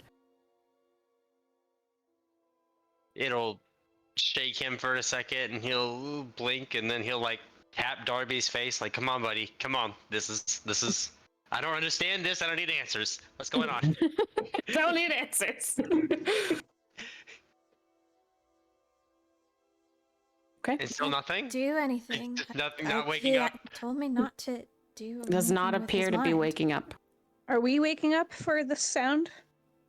At this point, no. you're still quite asleep. And Trying as to- the yeah, keep this quiet. I'm gonna cast Detect Thoughts. I'm gonna cast Detect Thoughts. okay, He's I'm gonna gonna be so mad. get my rope out of the bag and start frustrating him. Can you just... Why are you tying him up? He's gonna hurt him. They're gonna hurt themselves. He's just thrashing. Aggressively. Aggressively. aggressive one. I just want to try and get a feeling of what he's feeling about what he is going through, what he's thinking. I am gonna try to push deeper. You Okay. are? Yeah, because I want to see what's going on with him. I want to see if I can get behind what's going on in his head. Make an Arcana check. Good, Tay. Fucking Calder. It's fucking Calder. I knew it. He wasn't peeing. Cursing my He was laying his mind parasites. 17. So with... Did she die? Did she die? She's dead. She's dead. Did she Oh, no. die? She's dead. Hello? Solace. Okay. Laura, are you dead? Wake up, Don't be- Laura. We can't Lord. do both of these things at once. I'm not sure why. I'm here. So with a 17, Yeah. you start to pry in to their head and try and see what they're thinking. And you find that you understand they're dreaming. But when you try and dig deeper, you hear a voice in your head that says, "No. Stay out."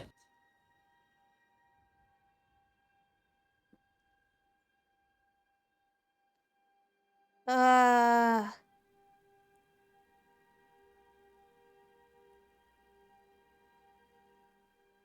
I'm gonna speak back, because I have telepathy and I can speak to creatures who speak the same language I do.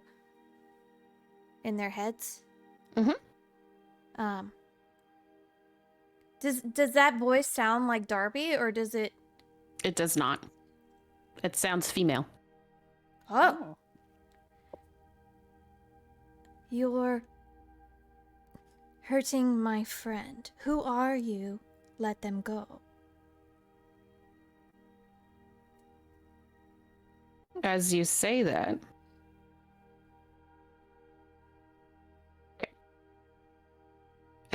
that, Darby will slowly stop thrashing.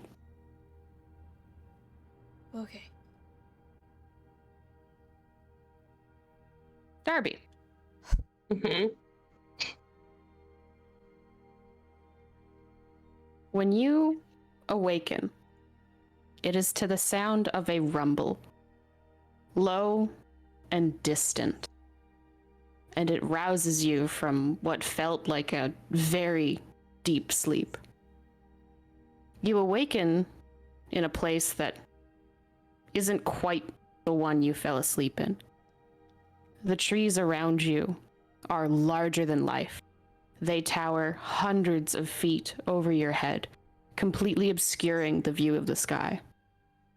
The woods are dark, and you cannot hear the chirp of a bird or the call of a bug for miles.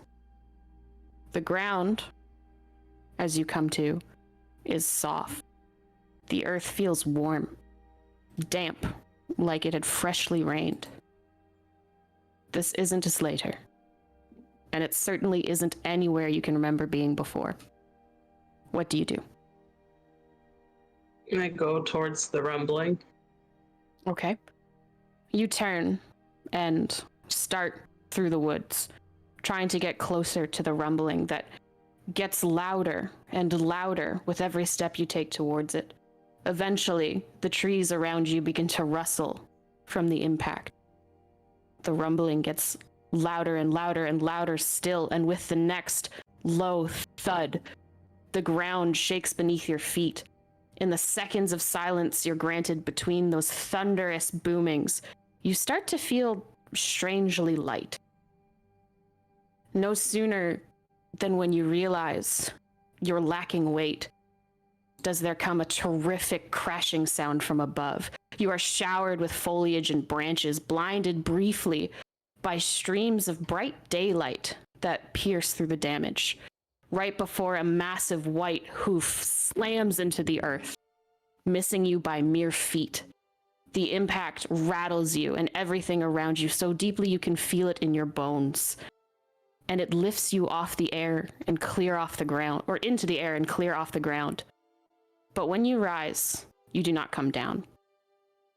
The hoof and that black-furred leg lifts to step over the canopy of trees ever so slowly, mammoth in size, and you realize that you've become weightless. You're floating slowly upwards, pulled towards that broken roof of greenery, and you notice that the trees around you have started to uproot.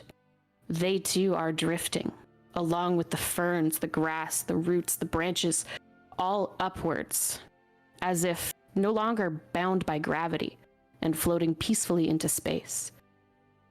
The rumbling continues while you ascend up towards the canopy, and you can hear the crashing and thudding of the footsteps around you. A shadow looms high above you, but it is moving away. What do you do? I follow. Okay. You start to swim as best you can through the air, now breaking the canopy, floating just above it, and you can see a behemoth black-furred moose lumbering slowly through that endless green sea of canopies, heading in the direction of a bright yellow ball that hangs low in the sky. It's blinding in its brilliance, so much so that only when the moose blocks the light with its frame can you bear to look in the direction after it. Little lights like stars are moving through its pelt with every step it takes. Some disappear into the creature's hair, while some seem to lift off like dust and flicker and fade. It is still moving away from you, heading east towards the sun as it rises higher over the horizon. What are you doing? Gonna keep following. I'm gonna call after it. And What do you just say? What would you have me do? What do you want from me? The moose stops.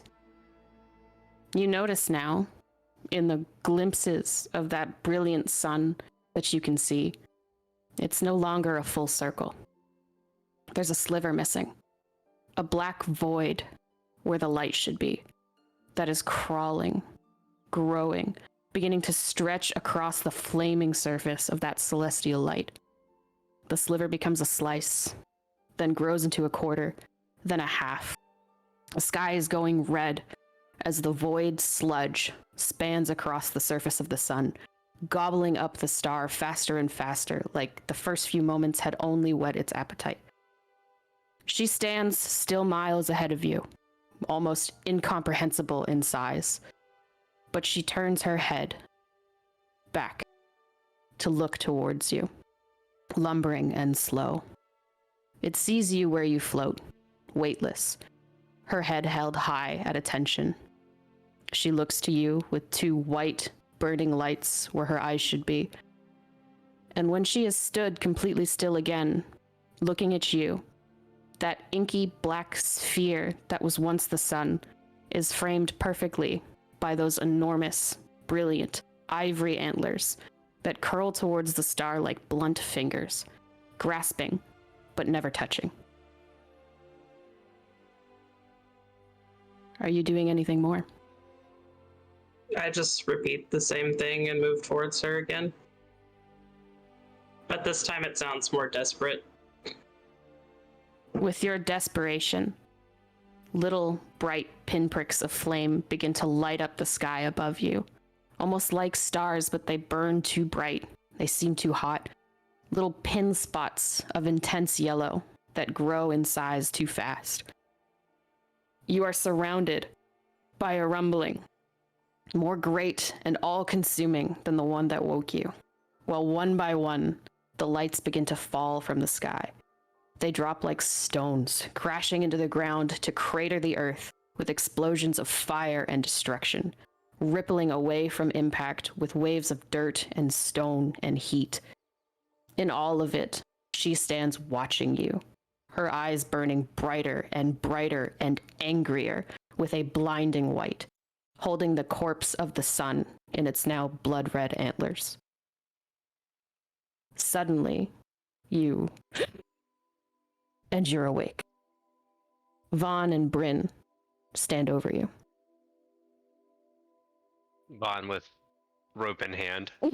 Vaughn with rope in hand.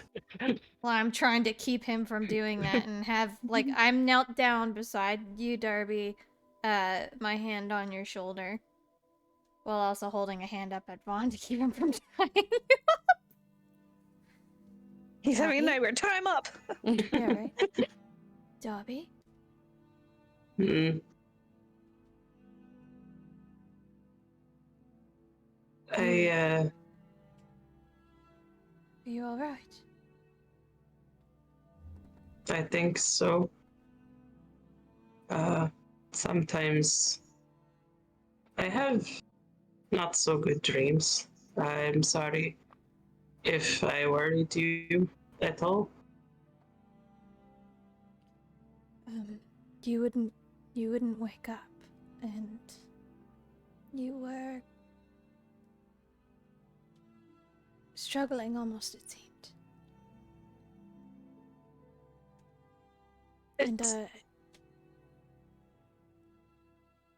go ahead.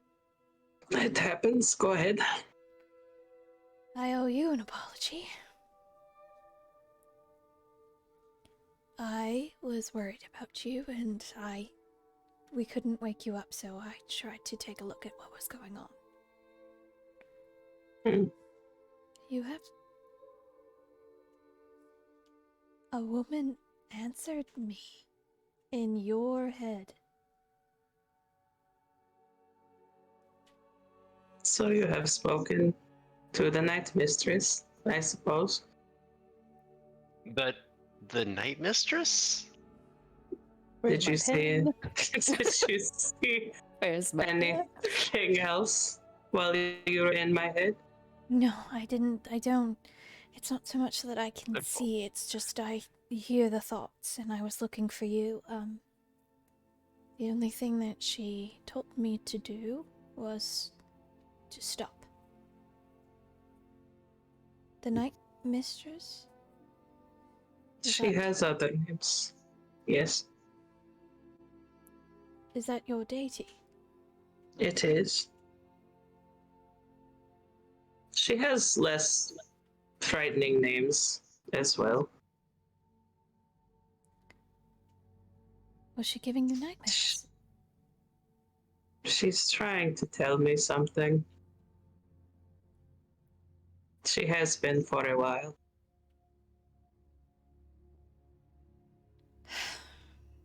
We're heading west now, right? Yes.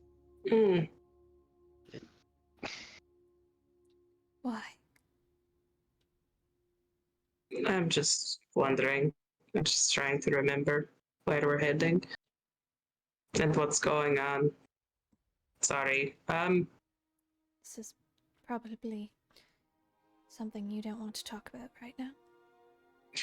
I need to maybe go clear my head. Can someone tell Solace why I'm not there for the watch, and I will be back in a minute. Of course. Yeah. And I'm going to get up and call my bird and just kind of 1,000-yard stare, walk towards the east a little bit. Okay. Isra flutters to you, lands on your shoulder. I look over I'm at also Vaughn.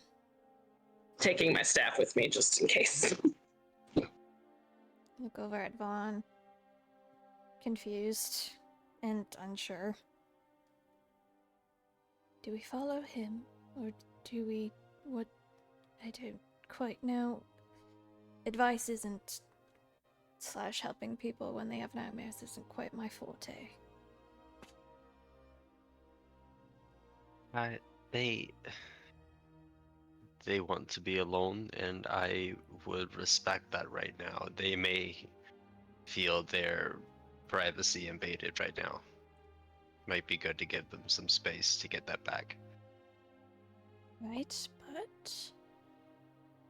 I do still worry. And I'm gonna walk over to where... stand up and walk over to where Solace is sleeping. And I'm going to get down on my knees next to her and gently shake both of her shoulders to wake her up. She'll wake up and stretch and kind of like start to get up. Like, oh, time for the watch. It's a little bit early, yes, but would you also go check on Darby? And I'll take just a hot moment to fill her in on what happened, and I just think because you two are close, it might be something that you could talk to him about. She'll wake up pretty quickly at that and seem quite concerned. And then, is Darby visible from where they are? I'll let her know the direction he walked. Okay. She will go after him, but will, like, keep a little bit of distance.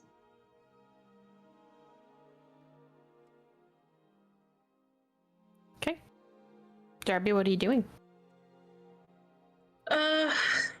We made it what feels far enough, or maybe we'll have a minute before someone gets to where we are, and we just sort of find a tree and like lean back against it and slide down and just sort of put our face in our hands and maybe have just a tiny little cry.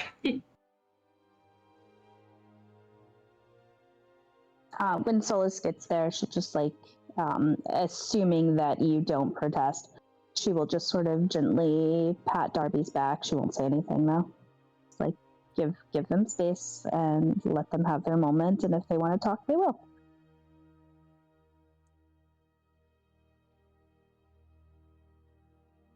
After a while, like they'll like rein themselves in and just wipe their eyes and just kind of look out into the trees and just kind of deflate a little bit. I did not mean to worry everyone. I am okay, truly. It's all right. It is just that people care. But if you want to speak on it, you can. But you don't have to. We all have our eccentricities. I suppose. I just have been having dreams for a while, and I thought I was doing what I was supposed to be doing because they had stopped for a little while, but I guess maybe not. You're indebted to this entity somehow? I don't know if indebted is the right word.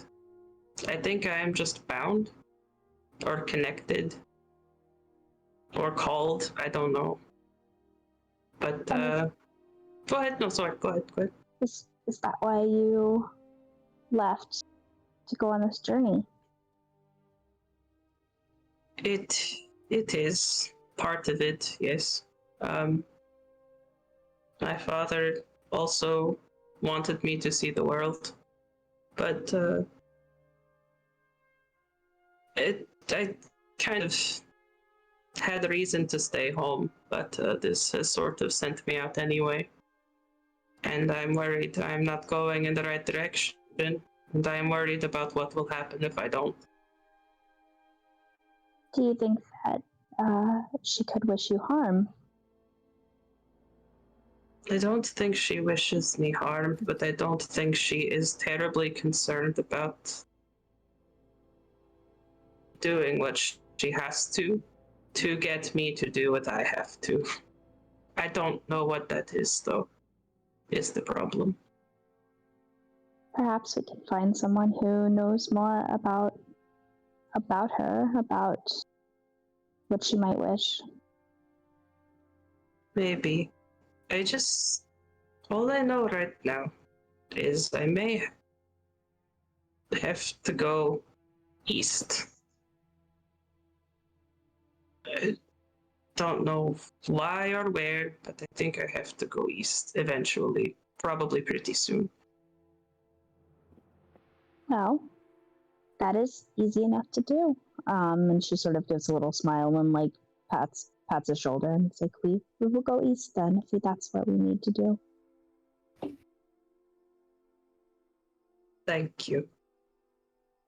She sort of smiles and like gently like pulls out a little bit of cloth and like cleans his face. We should go tell the others that all is well and they should sleep. Yes, okay. And we will get up and help Solace up and give her a little hug. And then we will walk back to camp.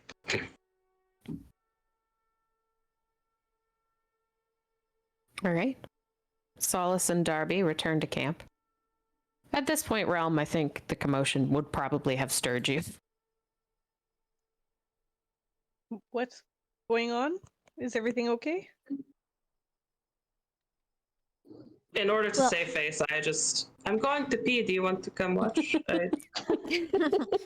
Oh yes, definitely. Stay seated. You know, speaking of Relm, if you saw it, I gotta know. Just tell me when to stop. Wait. You went too fast. Restart. I clear my throat and I say, Darby had a nightmare, but it is as settled as it can be for the night. Just get your rest. Perhaps we'll talk more when the sun's out. I apologize, Darby. You're okay though? I am okay. I will be okay. Okay. There's nothing to worry about.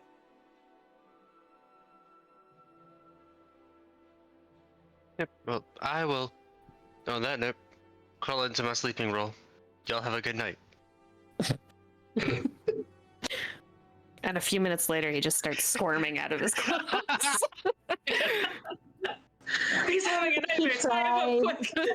That's the opposite of a nightmare, Darby. Yeah. Well, we look between all of the group and then on Darby for a few extra seconds before we quietly go over to our bedroll to sit down to begin our little meditation. All right, Solace and Darby, make a perception check. Oh The boy. night goes on. Hey. 23.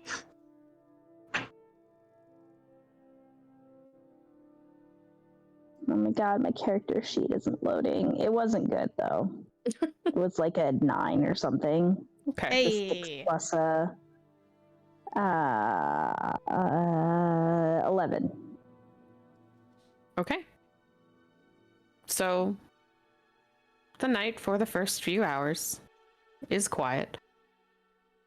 You do also notice there's less wildlife activity here, but most of the noises you hear do seem to be coming from little critters foraging for food.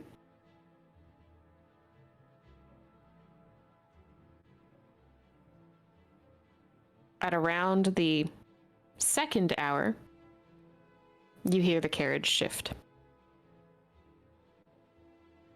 And Calder steps out. He walks around the carriage and spots you both.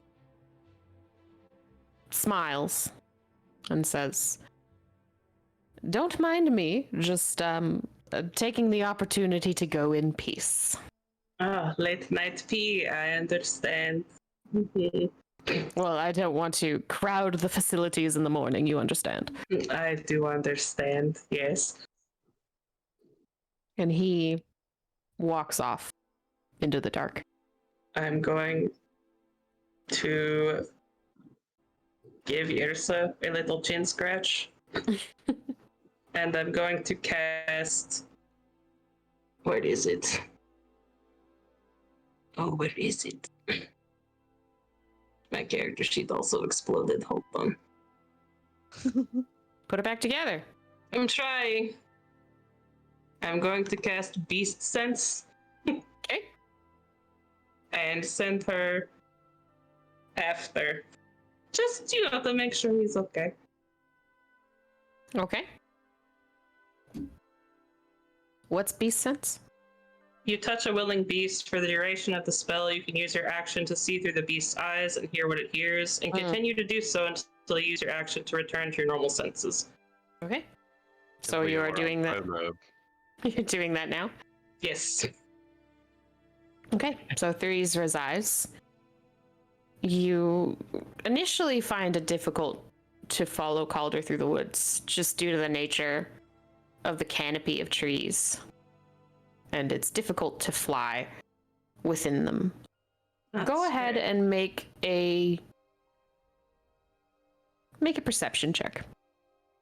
With the bird. I was going to say, whose stats do I roll? You use Ysra's. Oh. Darby and his GoPro. Just tell me how big it is and tell me when to stop. It's a 24. She has better perception than I do, turns out. Oh my god.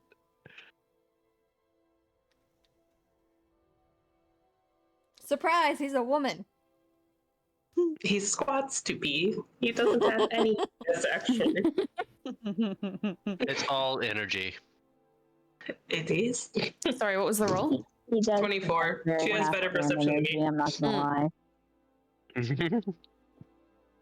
So, although it's difficult, Ysra does manage to track him through the woods. He doesn't go far, no further than about 100 feet. And by the time she catches up to him to watch, you can see something glowing in his hand. He continues to he continues to walk a few more paces. Oh my god. And the glow fades.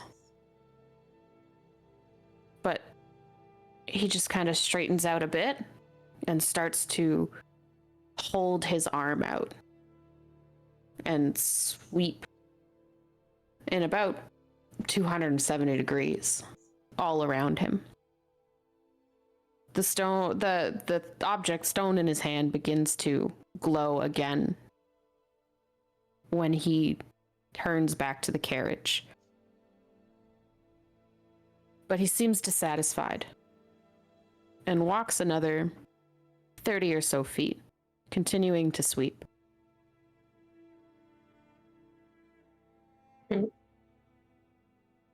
The stone doesn't glow again. And eventually he puts it, or whatever was in his hand, in his pocket, and then turns to head back towards camp.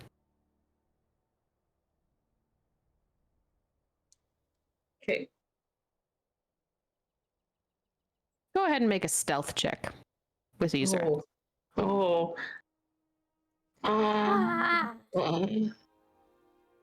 Okay. It's fine. It doesn't sound It's a 15. 50? 50, yeah, 50. 50. She has a plus 30 to stealth, and I rolled a nat 20. The devil, so it's actually like 100.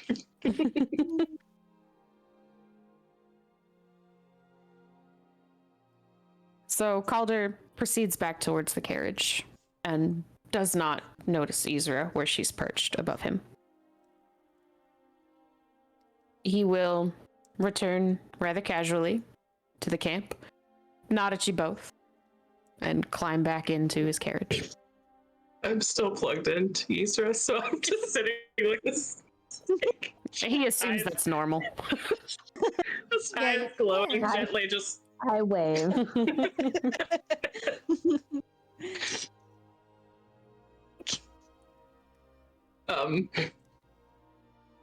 I'm going to try to call her back now. Yeah. Oh no. Make an animal handling check just for fun. Okay. Advantage. Okay. That's 17 plus 6, 23. Nice. Okay. She will remain perched where she is, just out of stubbornness for a little while. But eventually she'll pick up and flutter back towards camp. I will properly introduce her to Solace and give Solace some dried meats to feed her if she wants to. She definitely will, and she will chat with her a bit and speak with animals and gossip, I assume, in a way that probably makes Darby feel uncomfortable. Did you see the way he tried to call me back? No, I come back at my time. You will get a lot of complaints, largely. Yes. Feeling overworked and undervalued. The pay isn't really worth it, but the work environment's okay, so it's worth it. Meanwhile, Darby's talking about how much he loves her and like how precious she is to him. Like they're doing the thing where they both keep looking at Darby and whispering. My And they're dad just taught chirping me- at each other. My dad taught me to raise her. He taught me to take care of her and love her. Aww. I hate this fucker so much. No. It's like those complaints, but then at the end of the conversation, it was like, I guess I love him, yeah. Voice of Petunia, like John Mulaney's puppy. I will make strategic suggestions as to potential changes in requests and like feeding habits that Ask for Darby a can make. raise. I'll be like, you might try this. When you start talking about potentially increasing the feedings, she seems quite happy. Yes. I will hold her up gently like Burger and say, I had no idea, I'm so sorry. But the rest of your watch passes without incident. You can rouse Relm for his last shift. And I will need a perception check. I will rouse Relm because I have witnessed far too many of these people abusing each other, and I will like gently I will put a hand in front of Darby and I will gently tap Relm's shoulder. It's time to wake up. I'll rouse a lot more calmly than last night. Oh, good morning. Okay, it's my turn. Oh. Perception check. It's Perception just gonna check. get worse from this point on. So you know. That's really hard to see. It's a 17. Okay. With a 17. Oh, I'm sorry. It's 19. I have 5, not 3. Okay. With a 19, your night goes by relatively peacefully. It seems that in the early hour of the morning, most of the nocturnal critters have started to turn in, and the woods are almost overcome with a very peaceful air. You can't hear any chirping or crying or calling of animals in the night. Your friends are snoring softly. It's kind of nice. Calder does not exit his carriage. You are careful to be mindful of that. But night passes into day, and you awaken on the 3rd with another long rest and begin to pack up for your next day of travel. I will be sure to give Irsa breakfast and chin scratches. And then I will go tend to the horses. Yeah, And can't help but try to to notice forget. how the horses were getting brushes and scritches and. Oh, I'm sorry. Oh yeah, there's Israel. So I also do go No. check on Iamon before we head off again. Bond's gonna go have his champion wee, and then get ready. as the sun rises, hands on his hips, power posing to the dawn. Big yawn. Letting out a Alright. waterfall. The Solace steaming will make waterfall. breakfast. Solace makes breakfast. You all enjoy a bit of a snack, some conversation. I would imagine there's some dodging of exactly what you talk about around the morning campfire. Just trying to keep it casual. We certainly will not be talking about anything that happened the night before, especially in front of Calder. Certainly not, no. But We don't you push pack it up your either. camp, start to gather your things, saddle up for your third day of travel deeper into the Wishing Wood. And I need Brynn to roll a d10. Oh. I think this is funny. I think this is finding out what's going to happen in the day. You don't know. Might no, I don't know. It might I be. don't You think know. anyone knows. The dice knows. True. The dice do you 7. know. Haley knows. 7. 7. Lucky number 7. Lucky number 7. All right. We all So, die. nope. Oh, sorry. Your travel for the morning goes relatively peacefully, quietly. You don't pass anybody else on this stretch. It seems like travelers through this part of the woods are few and far between, and the last traveler you noticed seemed to be rather casually doing so, giving off the air that he'd done it many times. This time, the landscape around you is very shaded. The sun finds it a little harder to break through the trees here.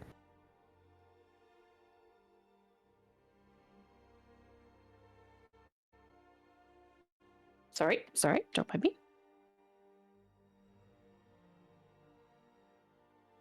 Just afternoon. Brynn, you hear distant sounds of barking. Barking. You know, like the wolves do. No, sorry. If I go and look out the window behind us as we're traveling at that sound, do I see anything? Make a perception check.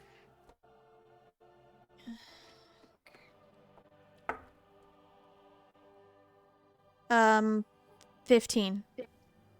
So you sort of scoot to the window and lean your head out to look behind you. And once your head is out of the carriage, you can kind of hear a little better. And while you look at where you'd come from, it clicks to you that the sounds you're hearing isn't coming from behind you. It's coming from in front of you. And you turn your head and you can see, not quite to the road yet, but in the distance, dark shapes darting through the trees. Does the barking sound like animalistic, or is there like an off-human sound to it, like people are communicating between each other?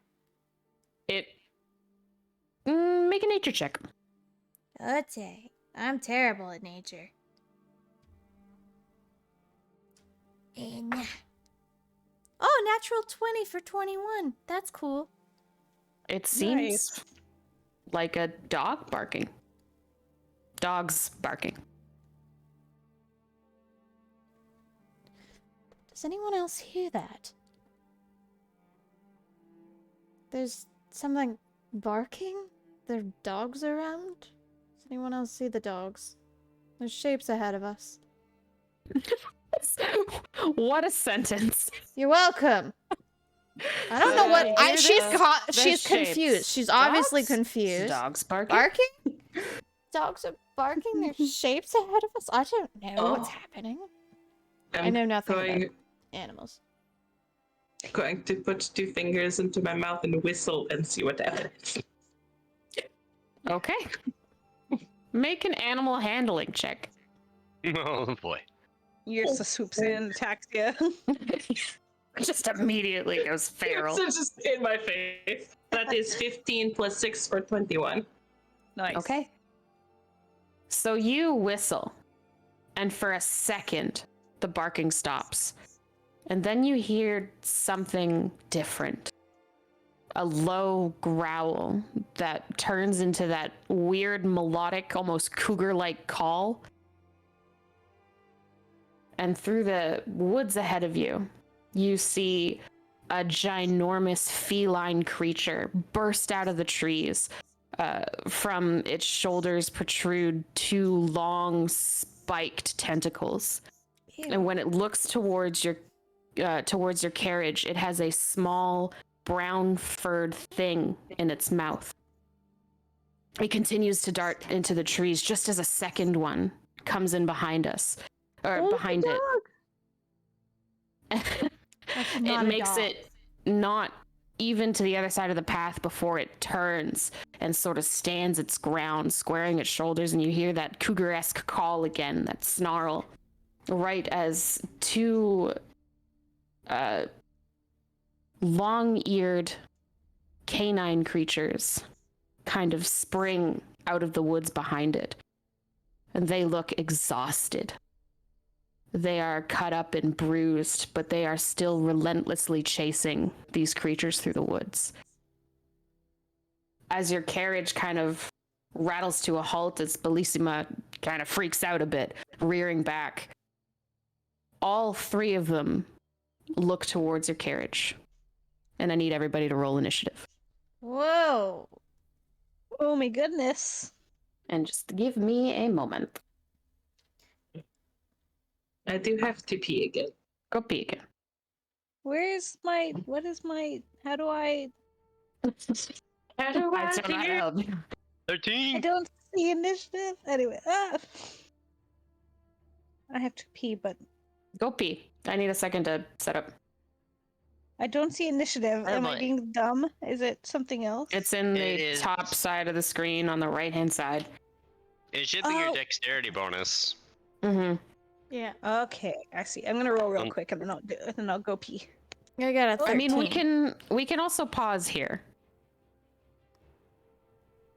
Because the bitch needs to go because she's sick. That pause might be a good idea. Mm-hmm. And that way we can pick up at the top of the next session with a combat, hopefully with a bitch feeling fresh. No. And I mean, Laura, honestly, it wouldn't have gone much longer anyways. And we would have stopped mid-combat, probably.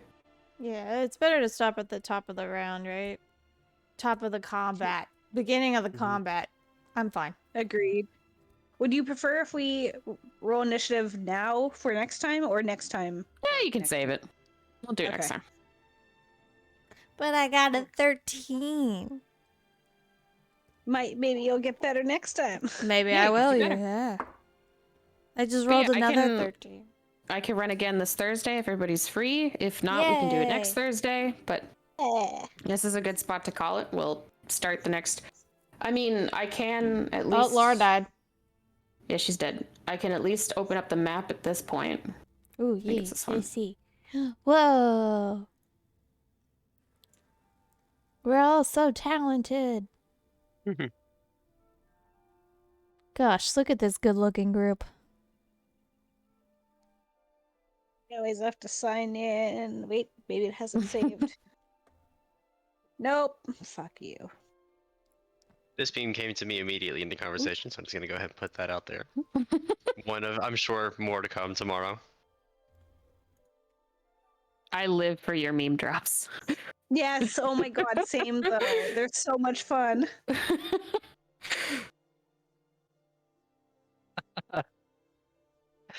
Launch game just to see where we're at. Yeah, we've all heard of her. Let's get back talking about it. Oh, yeah, no. Anyway, I need to go for a walk. Bye. Oh, but okay, yeah. She had to Yeah. go, so. Thank you for playing, everybody. We will pick Thank this up you. next session. Wait. For sure. Alright. Yeah. Bye. Night, bitches. Good night.